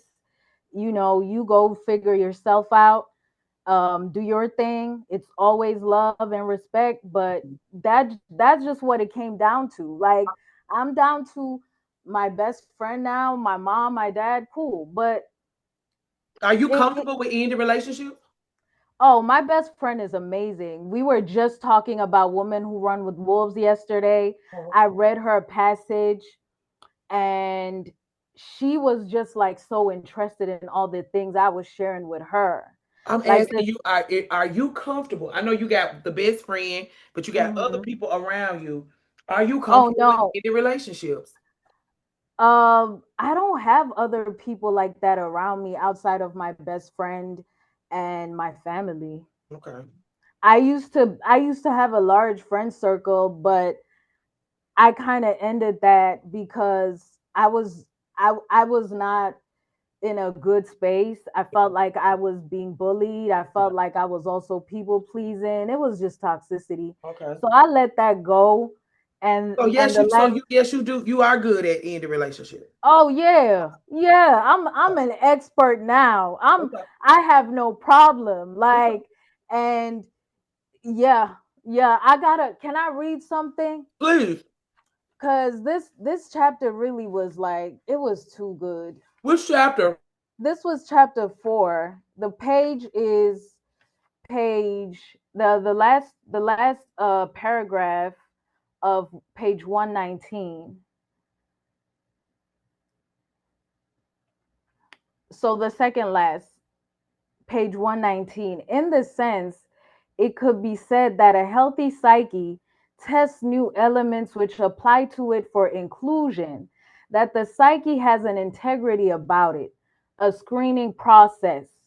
A healthy psyche containing a fatherly watchman does not just admit any old thought, attitude, or person, only those which are sentient or striving to become so. That was something. So that's what I read to my best friend yesterday because we were just talking about how when you start pouring into yourself, you everything that's not aligned falls off. It just has to. I can't hear you. You're muted. Guardian of the mystical pair. Guardian of the mystical pair. When you talking about Grace, how careful and how like the structure and care you have to build up around your connections, basically. Guardian of the mystical pair is what it made me think about reading it. That's such a beautiful way to describe your position in your life when you're vetting, connecting and vetting and building out your community is being a really good guardian of the mystical pair. I'm sorry for cutting you off.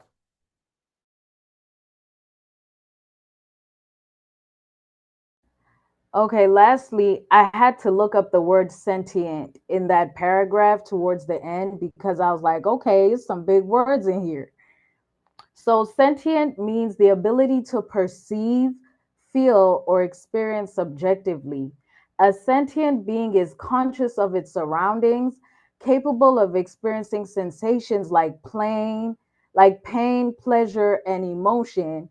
And it just brings me back to what you were just now saying about when you know, that deep knowing.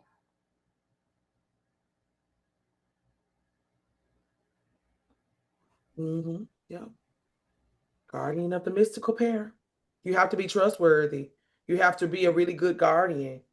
And you have to look at them like people you have to protect. That's why I always be like, look out for her. That's why I always extract you from you so you can look at her like something and someone outside of you, because you're good at taking care of other people. And so if I can other her for you, you will look out for, like, take care of her. Choose I good will look friends. within, is what you're saying, and I Yeah. will center myself because we are really conditioned to always be looking at other people. Since birth, women are just, oh, I gotta look out for so and so and so and so. So if you look at her as a mystical pair, instead of being all in here, you take the parcel excuse me, out, and you're like, this, your intuition, your curiosity. Oh, come on, Professor Ethereal. No, I was saying I'm gonna go next. I didn't have nothing for this. I ain't doing nothing but rambling. I'll shut up. What else, Grace?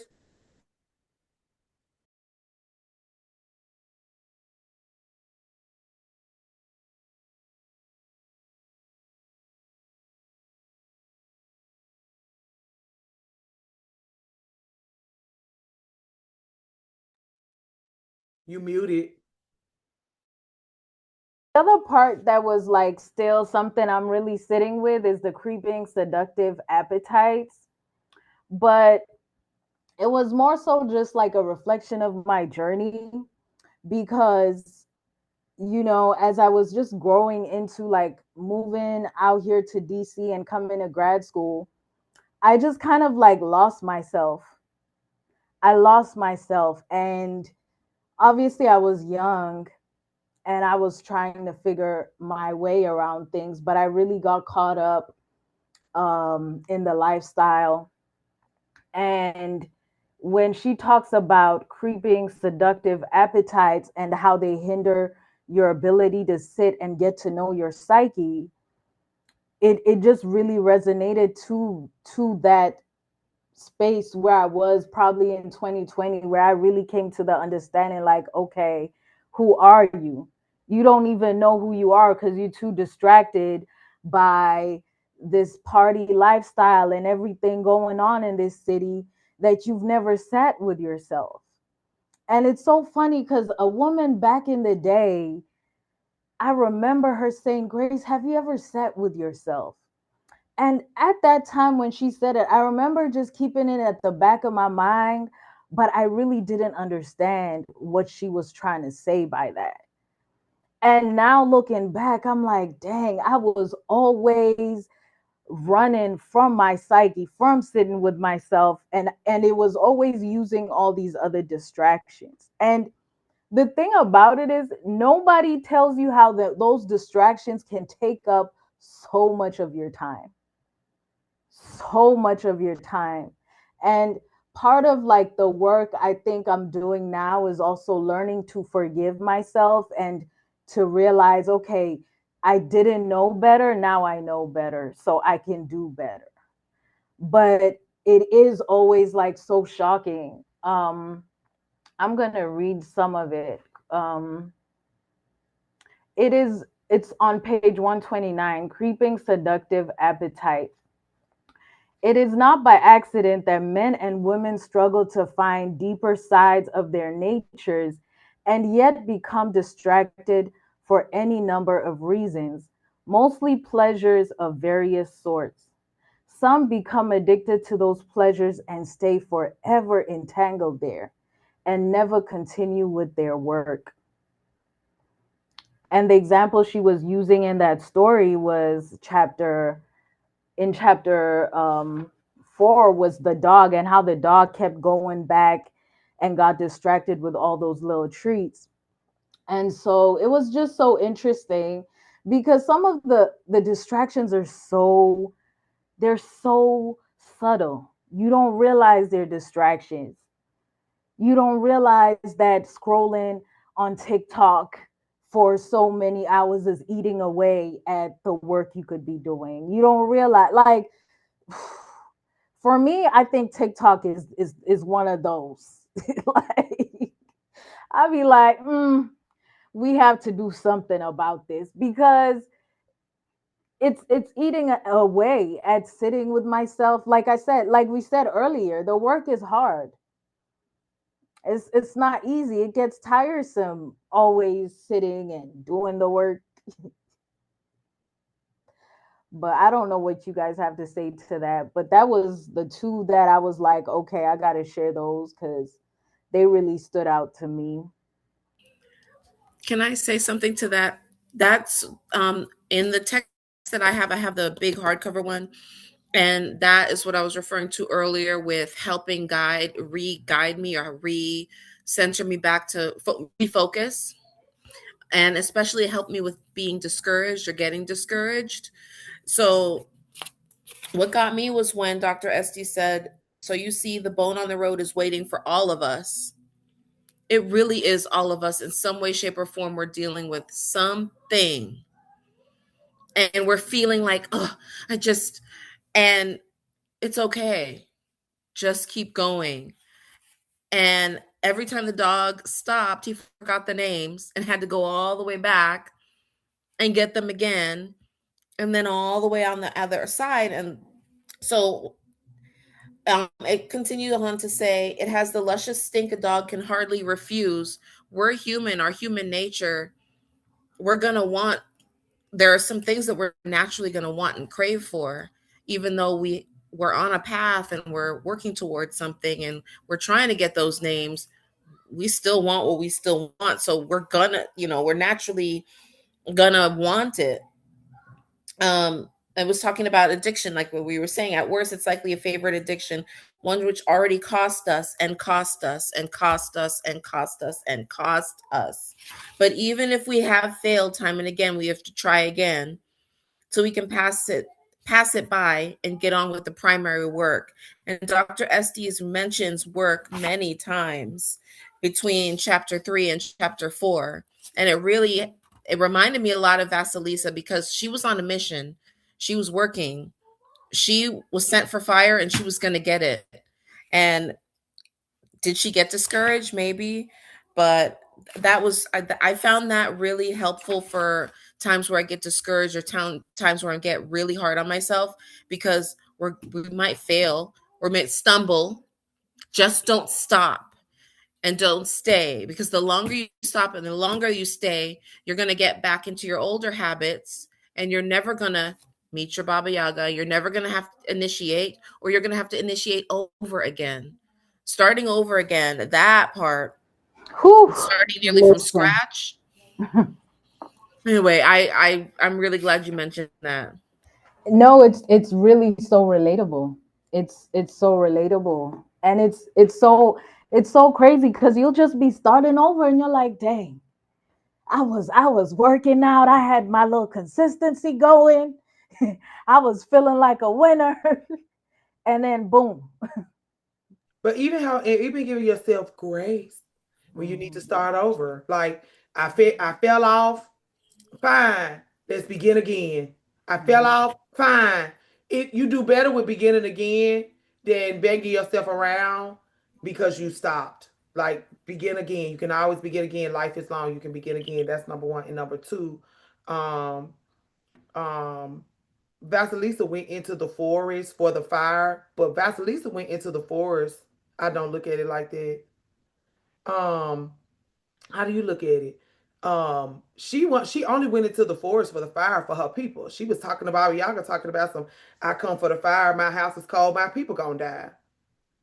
Vasilisa didn't even go out there for herself. She went out there for her people. But even more so, if she went out there, I done got off the subject, but she went out there for the fire for her people. Your intuition, what I read was your intuition protects us all. If the fire is for your people, you met with Baba Yaga to get the fire because you need it because your people gonna die. You need your intuition to protect yourself and your loved ones. But I done got off, please excuse me. Valerie, save us.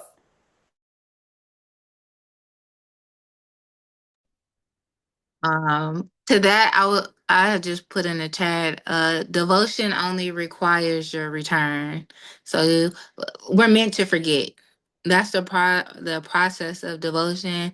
And I think the process of returning to curiosity, in order for you to get to a place of curiosity and like leaning in, you have to realize you don't know.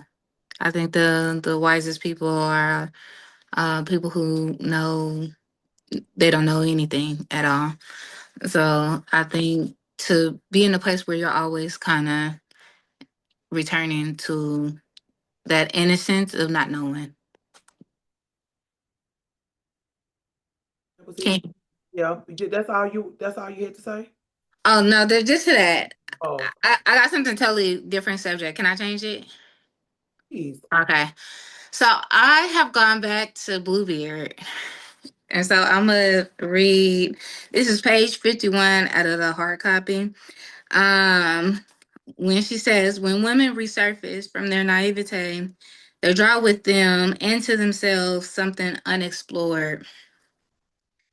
Since that regression workshop, I feel like my 6-year-old self has been walking around my house and my life with Miranda Priestley eyes of like, this is what we doing.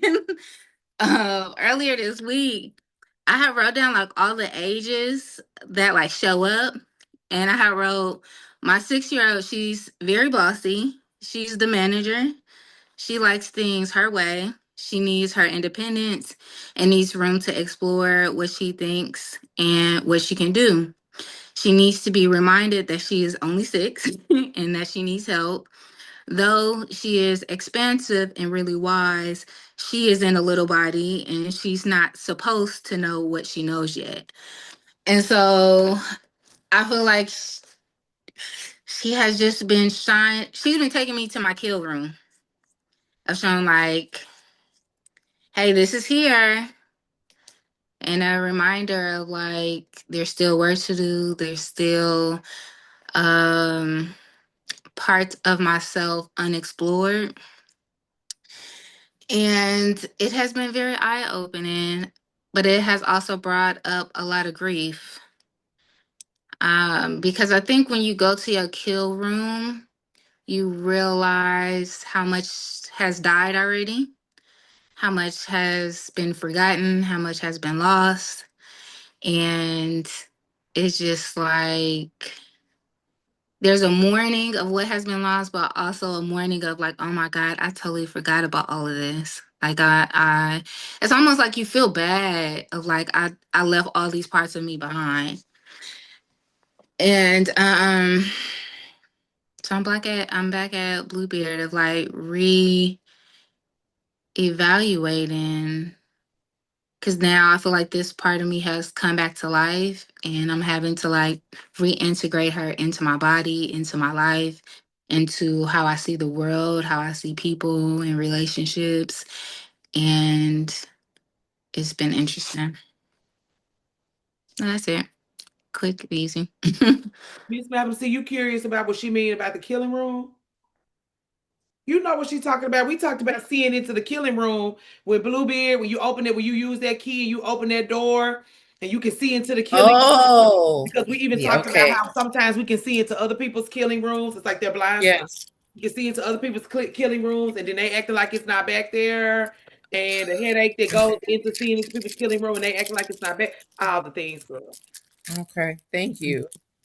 And you know what else is like realizing that some of the things that I'm seeing in the kill room is like this is not this can't be fixed. Like this has to die. Like these are not parts that can be revived. Some of them they're like they don't actually need to be revived. That there's some patterns and some ways of being that can't be fixed. They actually have to die out. And so I think it's grief with that too. Okay, Lee. So nobody raised hand. Ali, I know you got a word for us. Just a little one. Since Valerie want to talk about killing, let's go there. I want to talk about. I was also in Black and Bluebeard a little bit. I was through Vasilisa a little bit. I think that I really like this quote, specifically when Bluebeard was talking about having the dark man or the predator in your dreams. Remember, there's always an opposing, balancing power poised and waiting to help us.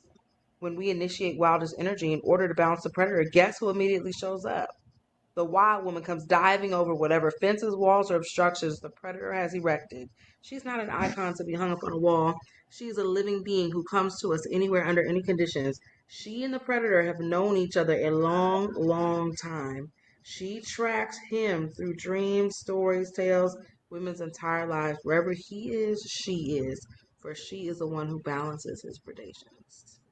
And I love that because I just think about the intuition and what it's built off of. That wild woman within us is just waiting to strike him. That tracking like a wolf, that looking at the part of our psyche that seeks to tell us to edit ourselves or tell us to be too nice or tell us to lay down in the mouth of the predator. That wild woman within us is like, if you would just let me loose, if you would just let me spring on whatever needs to be sprung on and kill whatever needs to be killed, we'd be all right. So yeah, that had really grabbed me up going back to Bluebeard. She's always there. It's so when you read that, it made me think about. I told y'all, Dr. Estes didn't even put her goddamn purse down. She blew that goddamn door open to that classroom, stormed in, and started screaming at us. And what she said was, the shadow of the wild woman still lurks behind us during our days and in our nights. To me, that means she's always there. She's omnipresent. She's always there. She's always there. And there is nothing we can do about it. You might as well work with her because she's always there. She ain't going nowhere. I'm looking at you, and I can't remember where it is, but there's a passage that's like, she's waiting for you to sit with her. Yeah. She's wondering why you don't stay longer or why you haven't come to see her yet. Yeah. And she would just wish that she was that she remembers everything. Mm-hmm. And what struck me is she's been waiting eons just to get to you. Mm-hmm. She went forward in history and then came back for you. How many people do you love that's actively driving a wedge between y'all though? What of your habits that's driving a wedge between y'all? You know what I'm saying? I do. That's really fucking it up. Because it's people we keep active in our lives that keep us separate from her. And because we love them, we neglect her. What, Asha? No.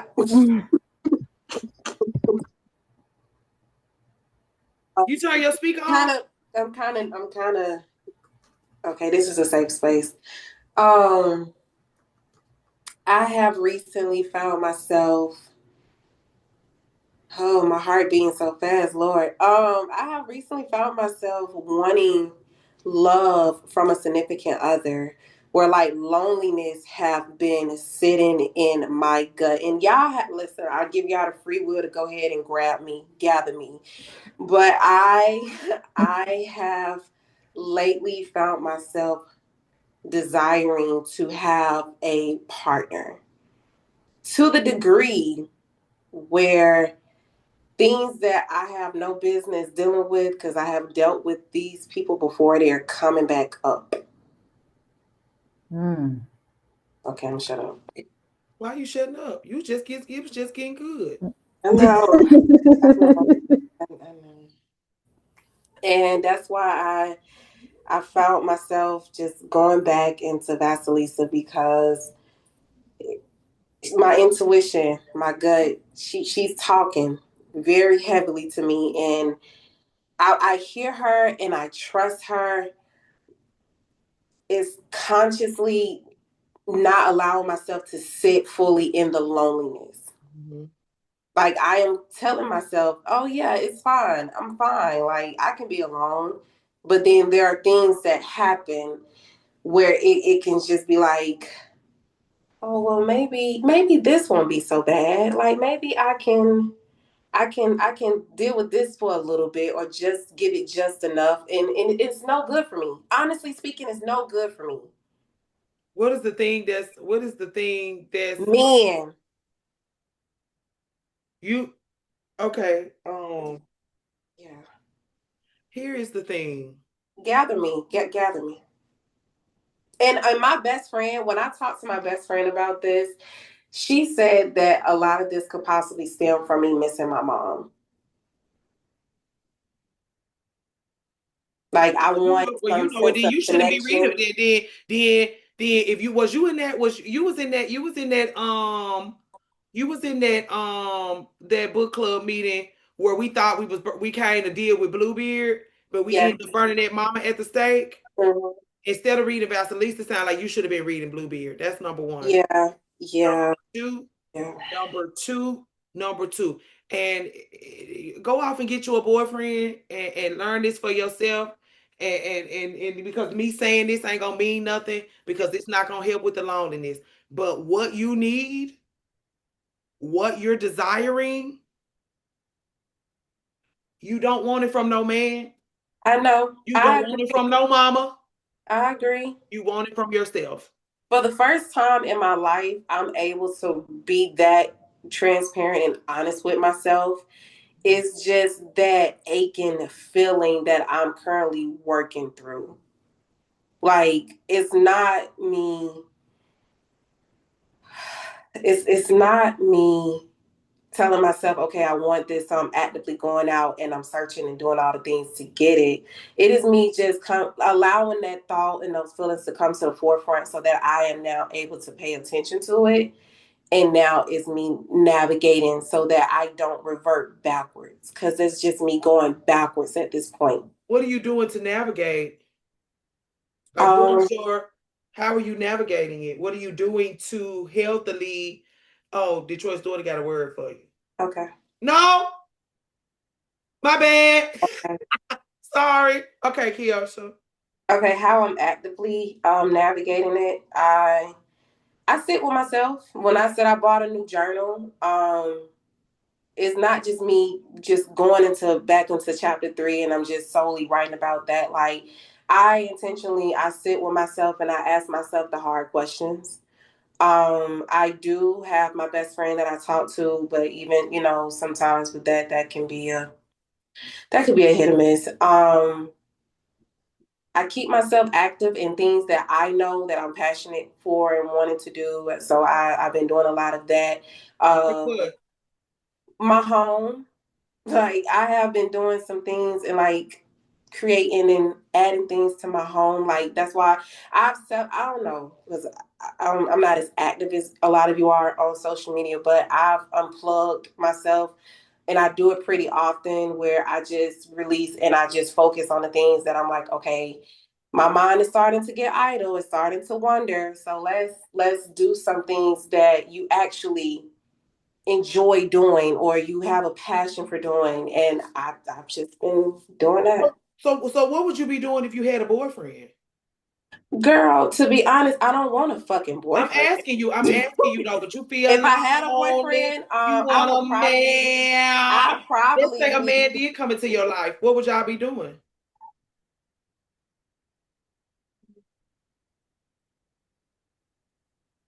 To be honest, very honest. Auntie? Yeah. That's all y'all would be doing is we won't just be doing that. No, it won't just be that, but I don't have so the thing is, I don't have a desire to have a boyfriend. I don't want a boyfriend. It's just having either or is fine, but that's not. Can I ask a question? May I ask a question? Please. Yes. Is it affection? It is affection. Is it physical touch? Yeah. Are you wanting to be doted on by a male body?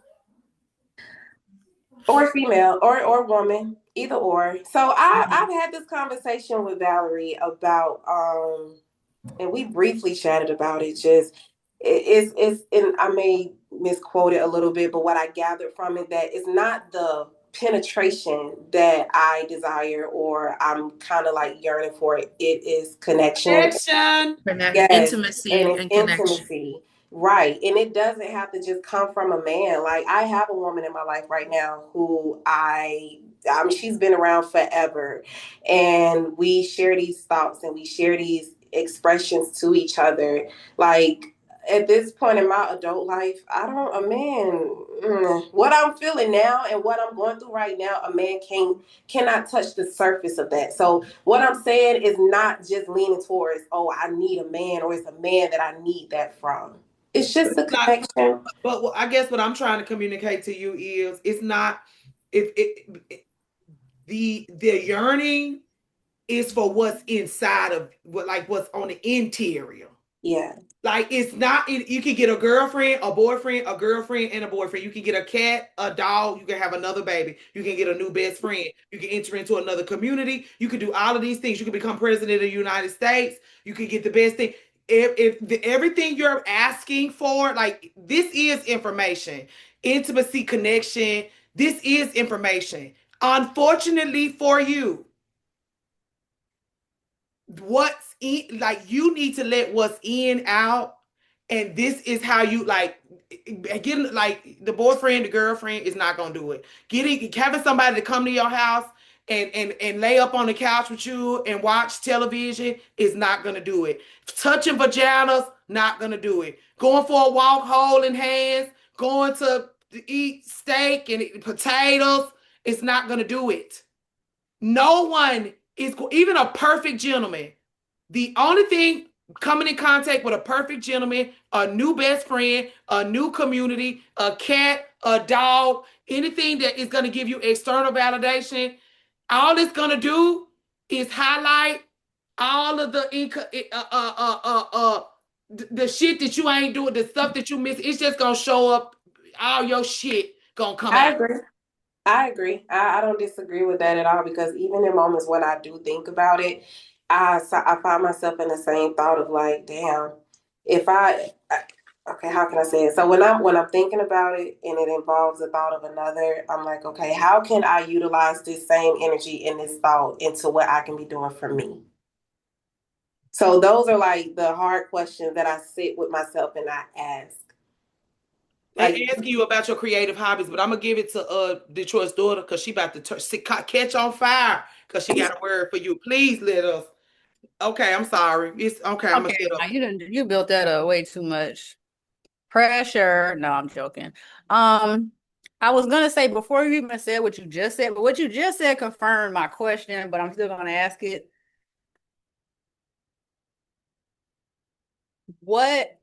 Well, it's not even a question. I'm just going to say the statement. It sounds like all the things you're attempting to do don't have anything to do with you. Like you. And what it would take for you to have that deep, intimate connection with you. So, yes, journaling can be a tool towards that, but it's like, and I'm just speaking to how it sounds to my ears, what you're saying. It sounds like it sounds impersonal. It sounds very sterile. Like I do this, I do that, I'm doing this, then I get bored and I get lonely, and boyfriend, girlfriend. It's like nothing is, like you're still kind of on the outside of you. That's just what I hear. And this came up earlier. I don't remember who said, I was at a baseball game, y'all. I'm sorry. I was listening, but I was a little distracted. But I know someone mentioned it earlier about, I think it was you, lady, about having to separate yourself and treat yourself like you're in a relationship with another person. I did the same thing. I had to, like, intellectually to make it make more sense to me, because just saying love yourself is just so.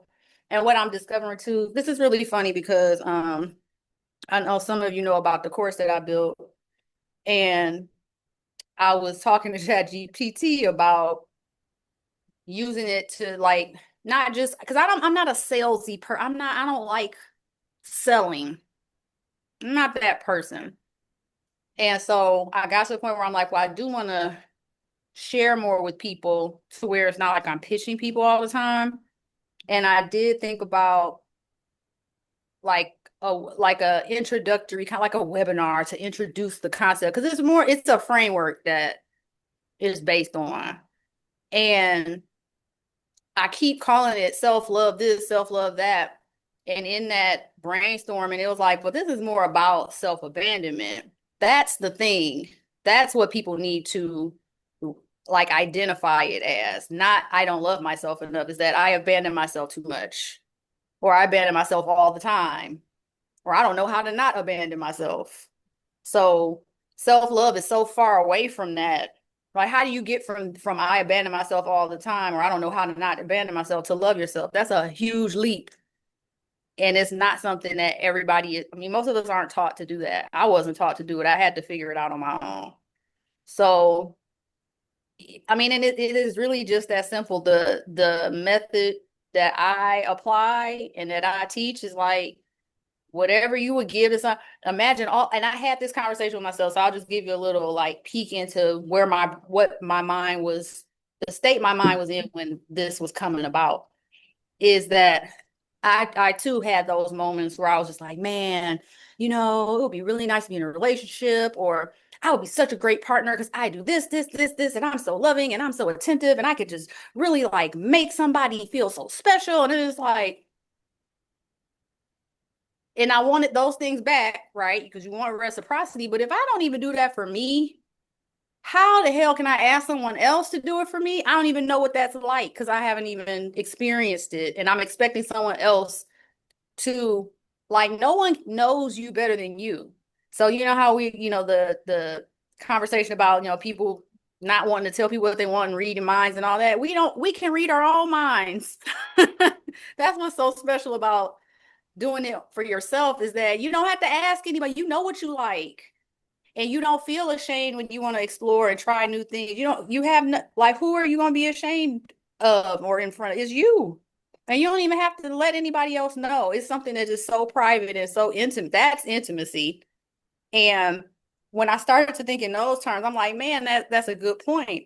Because, and that I think is why it's so easy to not accept better when you are with somebody else, because you haven't even raised that standard for yourself when you're just with yourself. And earlier, I wanted to talk earlier, but it was too much. But even the idea with the romanticizing and the beautifying, like your mundane tasks, like 100%. This is like this love affair I'm in with me.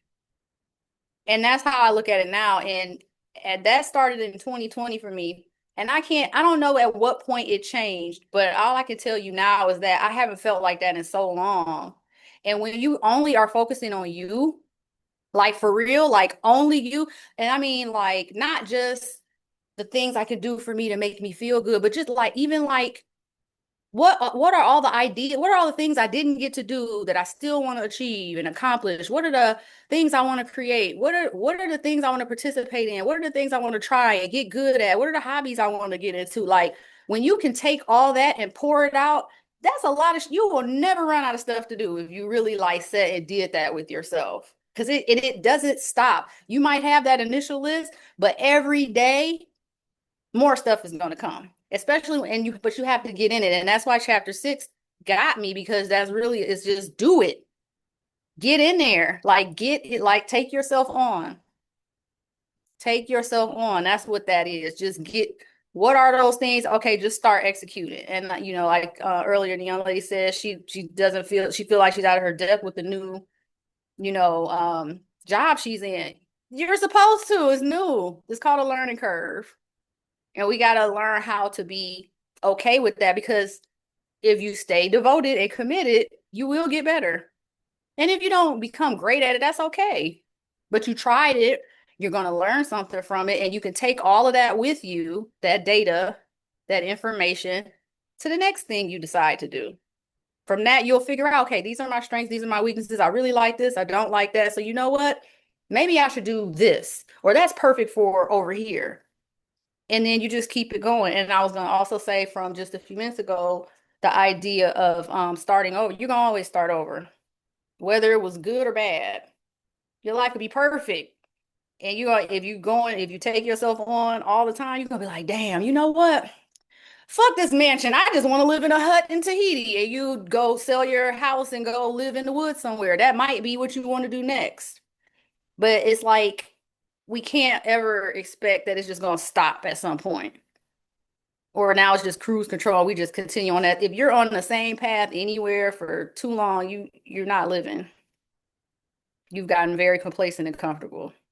So. Yeah, and you are your work. Like you can't fail at you. You are your work. You are your work. More than your children are your work. More than your career is your work. more than your environment is your work. You are your work. You cannot fail at that. The more you explore, the better you will get at you. The more you just take care of yourself. If you do 55 jumper jacks every day for the next 10 years, it will tie to your vitality. If you cut out dairy from your diet, if you don't eat dairy for 10 goddamn years, it will be to your overall benefit.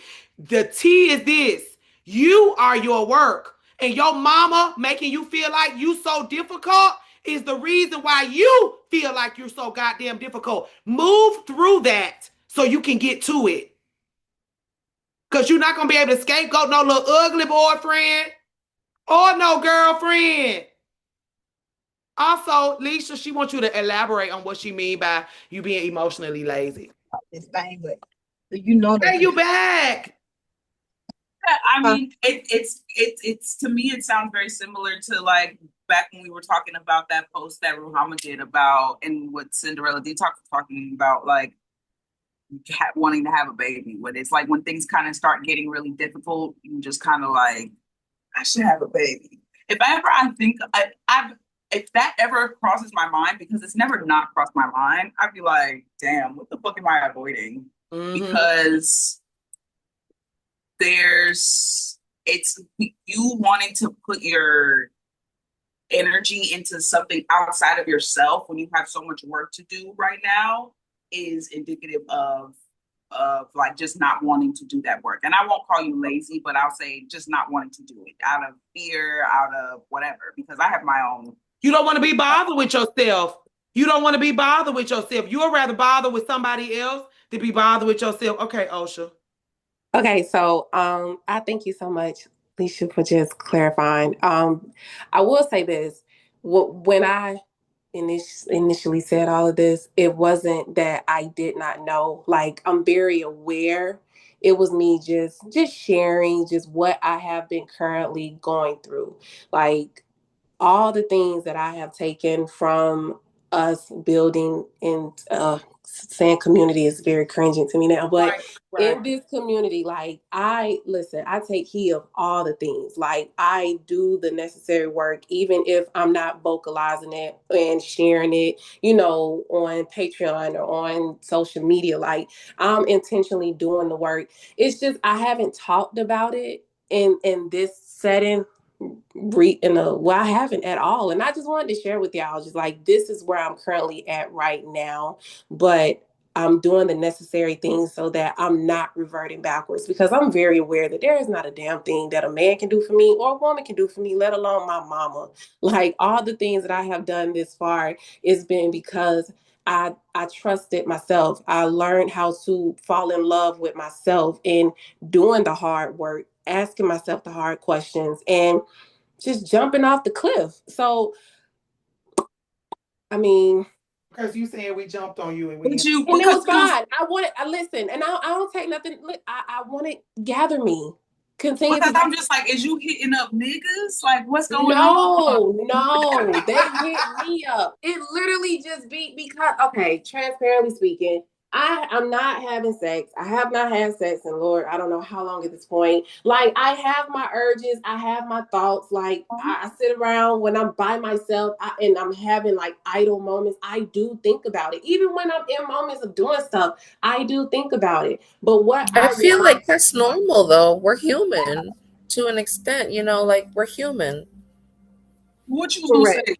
Oh shit. But in the midst of me having these thoughts and these feelings, it has not allowed me to fall backwards into those traps. In my career field, I have men talk to me every single day. Every time I go to work, men are in my face. That does nothing for me no more. Is it okay? It's a flattering compliment. Yes, fine. But it's nothing where it's like, oh my God, let me jump on your dick. Oh my God, let's rub coochies together. Like, no. It's just a moment. It's just moments that I have, and I just wanted to share it with y'all. That's all. Well, we out your business. We just want to make sure that you're not scapegoating those. No, ma'am. No, I'm not running away. You invited us to gather you up like you had backslid or you was backslide. You don't need to be gather you up. It was the reassurance, and it was just the reminding that I needed. Like, girl, you on the right path. Like, don't let this shit take you. Don't let the urges, the thoughts, the feelings, because there is work that needs to be done, and I'm very aware of that. Okay. And I'd rather focus on me and what it is that I need to continue to do for me than fall into those spaces of I want a man or I want a woman or a baby. Fuck no. Well, we appreciate you for that, for sure. We appreciate you for that. We apologize for jumping all on you. Melinda, what was you getting ready to say? I forgot. Oh, damn. Yeah, it happens. Okay. Anybody else? Anybody else? No? What time is it? 9:30. Okay. Well, let me be professional. Hold on. Okay. KJ, you don't have nothing you don't want to share nothing from the book. Claire, you don't have nothing. Brianna, you don't have nothing. Leisha, you shared your piece, Leisha? I said my thing. Everybody done went on. Don't nobody have nothing else. I can go. We can just close out. What about Jillian? Jillian gone, I think. Is she still here? She might be Got a toothache. I see iPhone. Okay. You said what? I see iPhone still. She might. I think Jillian's working. Okay, y'all good. Okay. Well, this is good. Also, I do appreciate you for sharing that with us. Anytime anybody even implies that they might be getting ready to backslide. Everybody's like, no. We like, wait a minute now. Wait and a minute. I appreciate that. I truly appreciate that. I've personally been putting my energy into BTS. Lord, and it's so cute. Lord, your poster's so cute. Look at her. Okay. Jungkook. Oh, but they you know they want you to focus on your oxytocin. Oh, sure. They want you to focus on your creativity, not just asking yourself the hard questions. They want you to focus on your creativity. If you need support in figuring out the creative endeavors, please let us know, because we are always exploring the creative piece. Please. Yes, ma'am. If you need help with self-expression, let us know, and we will figure out how to get you some help with that. If you want to, Detroit's daughter was talking about getting together on Saturday mornings and coloring together. Oh, I do puzzles. Eating I love cereal. puzzles. I need that. If you want to lust over Korean boys. Lord help you. What is a light stick? No, thank you.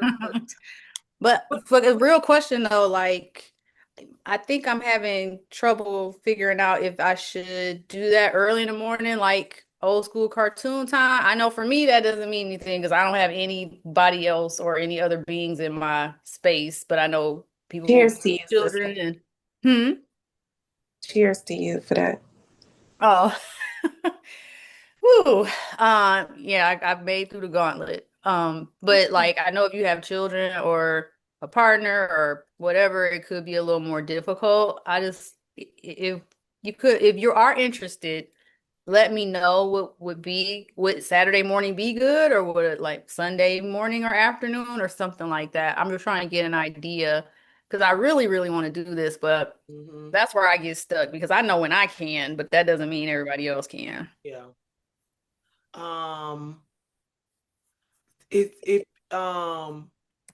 I think availability is big.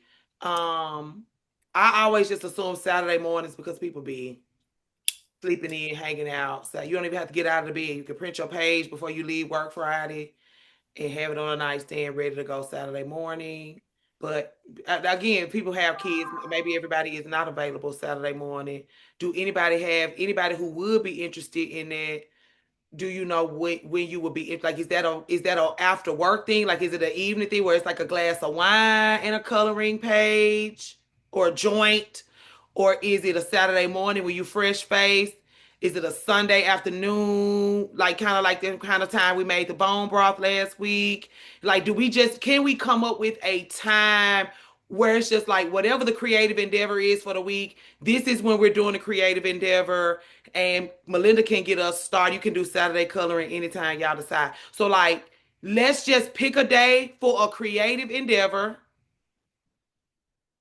I would love that. I'm flexible right now. Saturday morning is okay. So then we have activity Sundays, we have Sundays, we have evenings. I'll get it whenever I can. My hours rotate. I also have art homework every week, so I'm I back. can do like a doodle poll.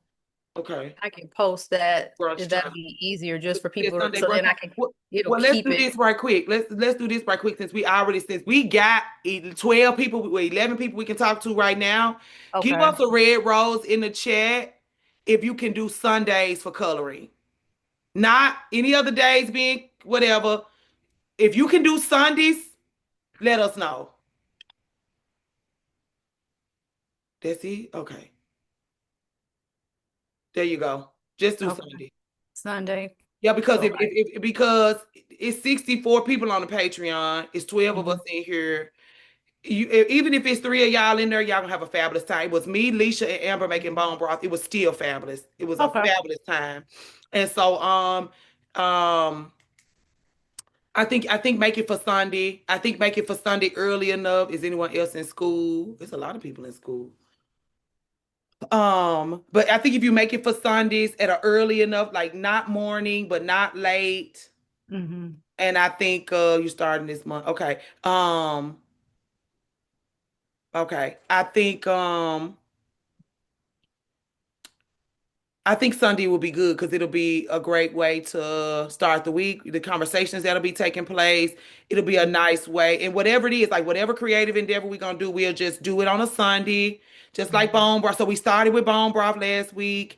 Is it too soon for you to do it this week? Like maybe everybody just bring their own, and then maybe with the next one you can. Let me be quiet and let you talk.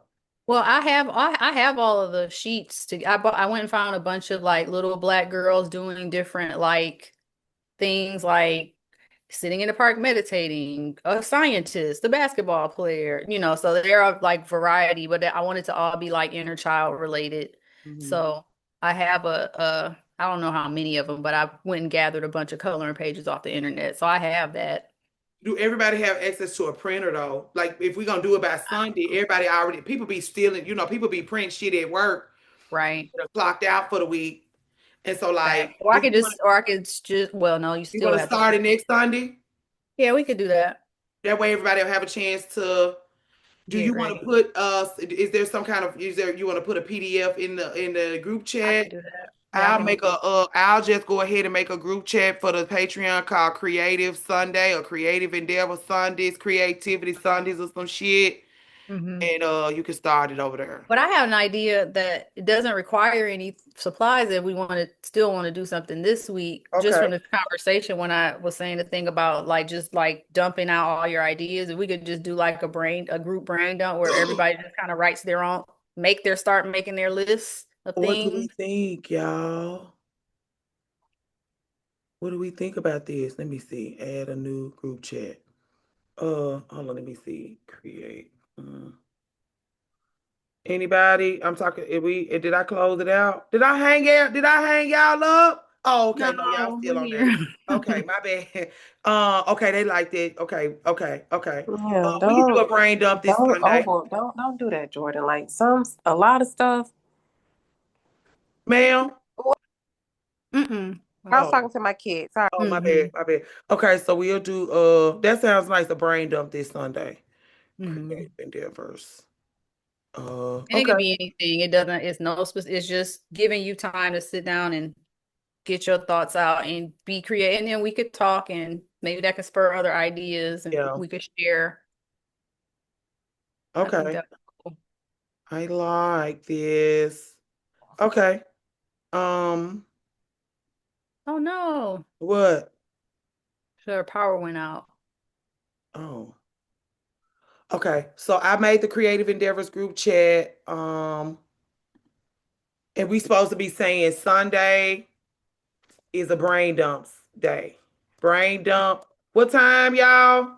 Hold on. I was just about to look at my calendar to make sure I didn't have anything in here.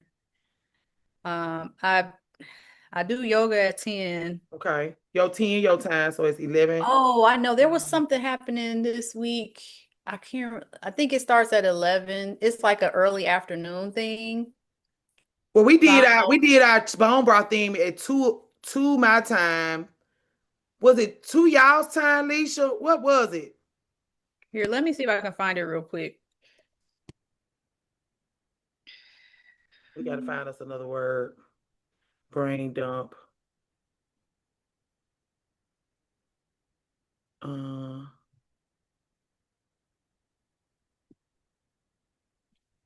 I hate the word community now. Ugh.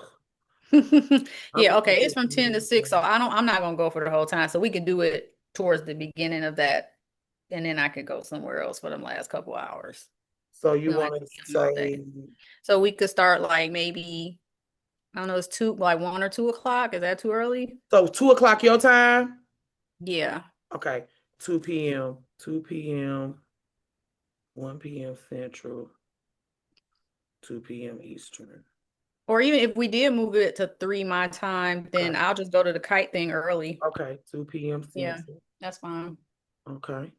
But they're flying kites on. We have a park called Belle Isle that's an island in our city, and it's like a state-owned park space with all this stuff. But they're doing some kind of kite day, and I've never been to that, and I wanted to go. Okay, Eastern. Okay. And you can elaborate now that I got this started. You can elaborate if you would like. Yes, ma'am. Community brain dump, 2 p.m. Central, 3 p.m. Eastern. I'm sure something wonderful will come of that. What's another time zone? What's the time zone in Pacific? One. If you know what time it is, Pacific, if somebody tell you 2 p.m., I'm thinking too much about it. Thank you. Okay, that's done. Anything else y'all need me to do while we on here? I really don't remember what we brain dumping. I think it was 3. We could brain dump whatever you need to brain dump. It's just a community brain dump, just to get all of your creative endeavors that's in, out. And there's actually a passage in Vasilisa that discusses this.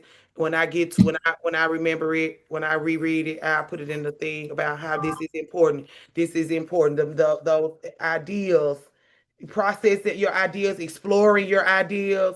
A woman must be willing to burn hot. Burn with passion, burn with words, ideas, with desire for whatever it is that she truly loves. It is actually this passion which causes the cooking. The woman's original ideas of substance are what is cooked. To cook for the yaga, one must arrange that one's creative life has a consistent fire under it. Too often we turn away from the pot, from the oven. We forget to wash. We forget to add fuel. We forget to stir. We mistakenly think that fire and the cooking are like one of those feisty house plants that can go without water for 8 months before the poor thing kills over. It is not so. The fire bears require watching, for it is easy to let the flame go out. The yaga must be fed. There's hell to pay if she goes hungry. Completely original things, of new directions, of commitments to one's art and work that continuously nourish the wild soul. These same things nourish the old wild mother and give her substance in our psyches. Without the fire, our great ideas, our original thoughts, our yearnings and longings remain uncooked, and everyone is unfulfilled. Sunday is for that.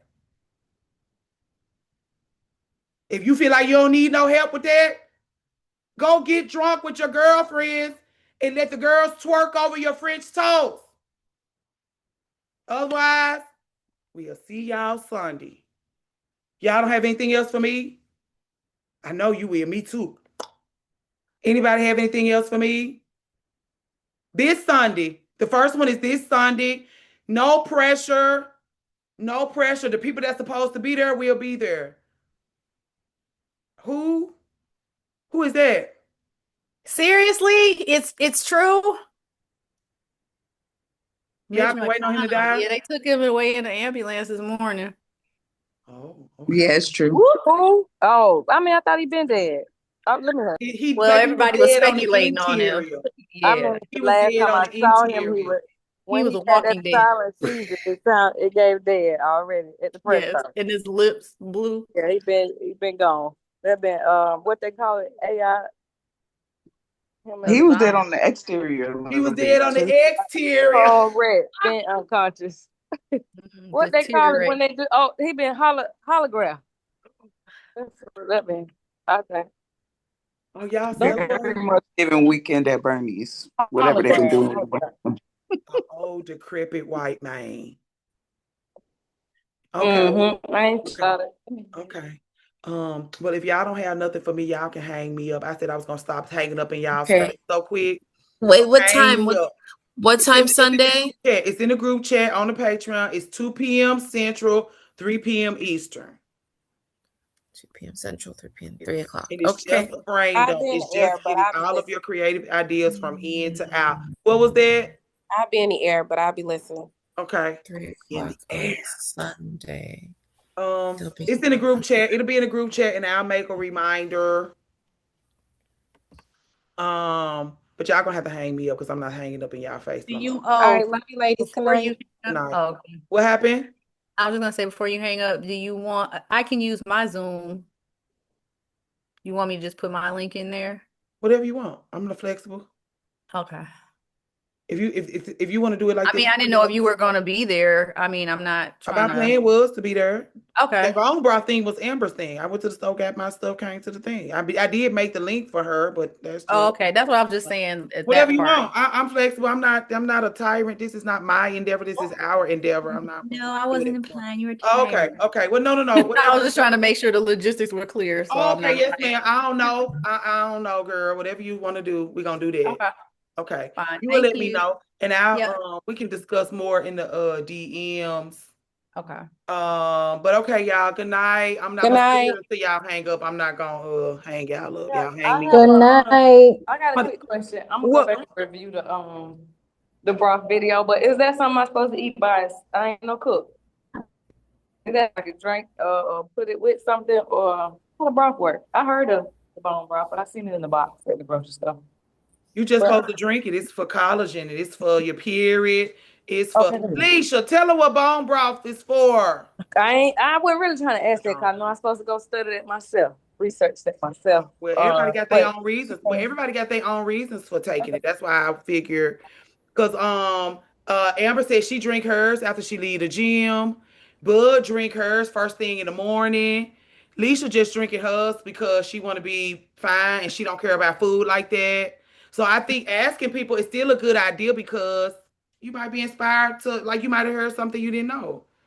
okay, I'm thinking of y'all. The what is it? No, it's just the chat is making me want to try the kitchen. I don't care about the kitchen a lot. Like I said, I like to wash the dishes, and that's probably because everybody go and be out the kitchen by then. So I can just get in there and do that. So anytime people like I cook, I'll wash the dishes for you when you Okay. finish.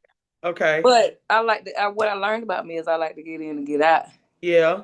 You just might need to So make you something quick. If you can make something fabulous and quick. Maybe you should explore snack plates. I had my ex, his mama had told me one time to get a cookbook. Well, one, she told me I could do anything that I do like, start with those recipes, and if I like it, keep it. But she also suggested a cookbook. But as soon as I had got a free space before, I let my mom and my brother move in, so I never got in that kitchen after that. So I'm back to a time where I get in there. You But think also, a cookbook? You think a cookbook is the answer? well, hell, I don't I know. don't think a cookbook is That's gonna what be that the answer. lady. You That's have what to that already lady have your said. passions intact for a cookbook to be the answer. Cause I'm also just like, if cooking ain't my thing, do I just drop it or what? But they No, love well, it. Like, I think you like to eat. absolutely, I want to be where the food at. Do you want to always go out to eat in order to have a fabulous meal? Not in order to, but I really do like the food to be done. Okay, I probably got some. I don't like to call it trauma because they're little, but I did have a auntie who will be at church. Well, she was the pastor's wife, but she'll be at church telling them people she gonna cook and all that kind of stuff. And she was a cook, right? And then when I got home with her, it's all that you can help with this, that, and the other. And they're like, well, I was trying to be like the people at church you invited. I was just gonna eat. People Why you trying to trying to work turn you. this into a joint thing? No, ma'am. So it's kind of that. Like, I want to like it. You want to like cooking, but you don't. Yeah, so it's just like let it go. I don't like it, so wash the dishes. But I don't know. I'm exploring that. I do. I think you should explore doing something decadent and luxurious, but be in and out. That's why I say explore snack plates. Even Okay, when you shopping, explore things that you can put. Like if you like, what I you saw use to that eat. trend of the little the tray with the sardines and all that. That's because I already will eat sardines. Okay. But I mean that wasn't cooking, that was just some Ritz But that's what crackers. I'm saying. Preparation. Okay. The Instead of devotion of thinking it of it all. like cooking, think of it like preparation. Mm-hmm. And so, like, if you do like food, like like, let's say you went to Whole Foods and you was gonna get everything you needed for the week, or Publix. Mm-hmm. I usually grab a couple of fruit and a couple of vegetables. So like we both love the Sun Gold kiwi. I grab Sun Gold kiwi, right? Grapes or something to the tune of that. Smoked salmon, sardines, some kind of fancy flavored tuna, something like that.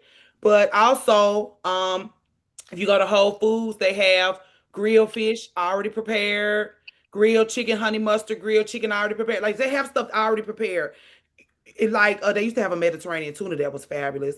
You could just get things that's already prepared and design a fabulous plate that just have really fabulous pairings. So like you like pickled things, you like vegetables, you like different breads, different crackers. Instead of looking at it like cooking, look at it like design or curation. You like to build out beautiful things. So now just make it pretty and delicious. Don't worry about and challenge. Like I don't ever have to, I did all of this and I didn't have to turn my stove on.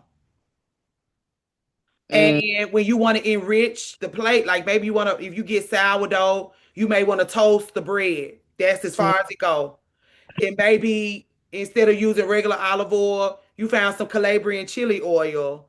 And so now you zhuzhing it up. And so little bitty things. Think of it like a zhuzh because you can dress well, you understand beautiful things, you have a good eye, and you like design. Think of it like pulling things together to design a beautiful plate and not even have. And the challenge is, I don't want to have to turn my stove on. You can still have nutrient dense meals. Because even if you wanted to make a dense bean salad, you don't have to turn your oven on to make a dense bean salad. You don't have to turn your oven on to make a chickpea salad. I ain't no salad girl like that. Well, I was just saying, you probably gonna have to have some beans in your diet as perimenopause comes upon you. I eat a bean. I had some beans tonight. I think what it is too is like I have the things that I know how to cook. So I have like to cook what I know how to do. So the whole going outside of that it's probably a thing. But again, I don't know how much of it is just mental, but I like that. We're gonna try that. Yeah, just try that, and if it don't work, we'll bring it back and we'll figure out what you didn't like about it, and we'll make it into something else. But you do like to make things beautiful. You do like flavor. You do like food, I and do so like like the challenge is find a way to do it without never having to turn your goddamn oven on. Okay. And let somebody else do the dirty work, and all you doing is curating and making a beautiful plate. And so maybe it's just beautiful, vibrant place. Find a really pretty plate, one very beautiful plate, and build out everything around it.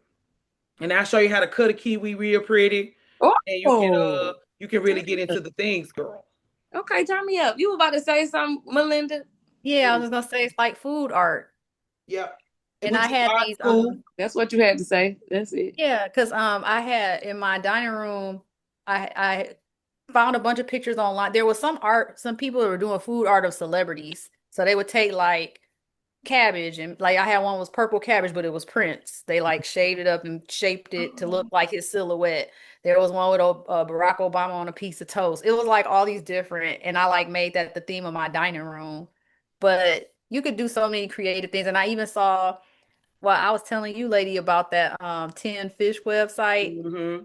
It was one of those reviews that one of those reviewer guys on TikTok, he opened the can of sardine. They're like, I forgot what they were called, like small sardines or little, like they said they were little on the can. The can was round. When he opened up, they were like perfectly Mhm. layered in the oh, it looks so So pretty. pretty. Mhm. Yeah. And so So I would explore because you are artistic and because you have a good eye, go into the store and look at the grocery store like a museum. You love museums.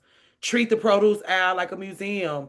Treat the grab and go area like a museum. Treat the aisles like a museum and just build out beautiful place from there. And you can grow, you'll know where to go from there. I have no doubt about it. Yeah, I had my mind. I already. Mhm. A And then you lot of got it's good mental. stores. I You got hate that that. Publix. You got some good stores around you too.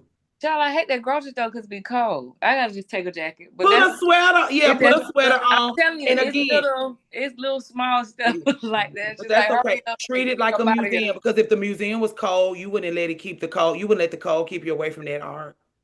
You're right. I'm with Treat the you. grocery store because you love a museum. From now on, treat the grocery store like a museum. Go if you can find you a farmer's market, find you a farmer's market because farmer's market have a lot of really good high quality grab and go situations. Check markets like little specialty shops. Explore food in the way you are exploring art in the season of your life. Period. Period. In this season of your life, girl. Season of your The life, way girl. the way And by the time we you are get to New Orleans, you'll be able to roll a red carpet out for yourself and Yeah, us. 'cause You're gonna be able to teach us New something. Orleans. I'm coming to New Orleans. I Yeah. gotta, you know what? I'm gonna Don't worry about it right now. Don't worry about it right now. Don't worry about it Okay, right now. here's what was going on. Okay. Because see, I mean, this is my fault. I'm looking at me like I'm 38. So and everybody else is up in here was grown, so I was considering grown ladies. So when I heard you say students, I thought we had some younger people that was in here students. That's my We bad. do. But And we so also I have was just grown kind women of that's getting ready to be 40, that's also going through the same thing you're going through and burning it all down and being a student again and building out a new life from this arena of being a it's student. the environment because like I said, it's been the people I'm around I'm different from, but in this group I'm not. It's some people doing the same stuff. So I just kind of assume like, yeah, no, that's not that's for the younger people. We do have young students. We got old students. We got medium age students. We're all students. But you making a sacrifice, you tithing your time to your education. We gonna look out. We don't give a fuck how old you are. We gonna look out. And I'm gonna receive that because that's the season. Thank you. How to receive. I don't want to have to argue with you about that. I ain't finna argue with you about it. I'm finna go to New Orleans and I'm gonna say what I need. And I see the opportunity and I'm finna jump on it. And Okay, wonderful. Yeah. Okay. Well, keep us posted. I know you keep us posted on Instagram when you're going to treat that store like a museum. I'm looking forward to seeing what you come up with. Do anybody else have anything else for me? I just wanted to say, Carlos, the way you guide some people to themselves is truly a gift. I feel like I'm doing most legendary. No, ma'am, that was phenomenal. You took her from the cookbook. I said, Lord, that cookbook ain't gonna do nothing for you. Okay, good. Took her for a cookbook. Don't give me nothing that'll take me out of that kitchen for 6 more months. Because even as somebody who loves to cook, sometimes a cookbook can be a distraction for me. Yeah. You know, I let chicken go ever since I heard you say that. And Girl, I was please. a chicken girl. Please kill that bird. When you said I might as well start eating chicken over the pork, I was like, oh, yeah.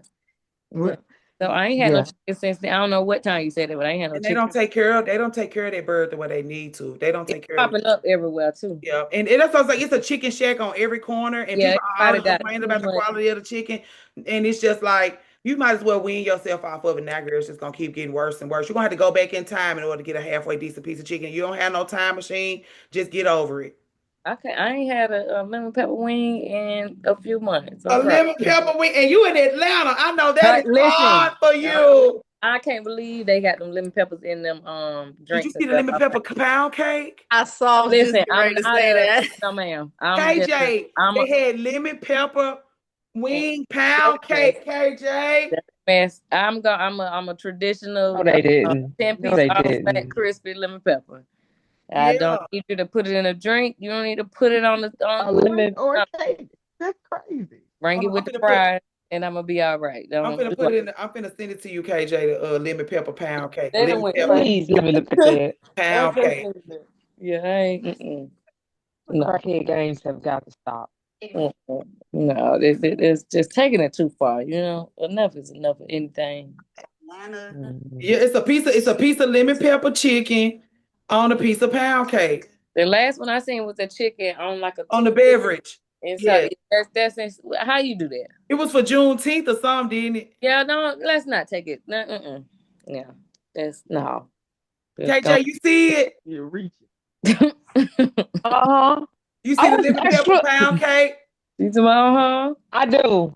It's an So they abomination. actually put the chicken on the cake. I thought it was a lemon pepper flavored cake with no meat.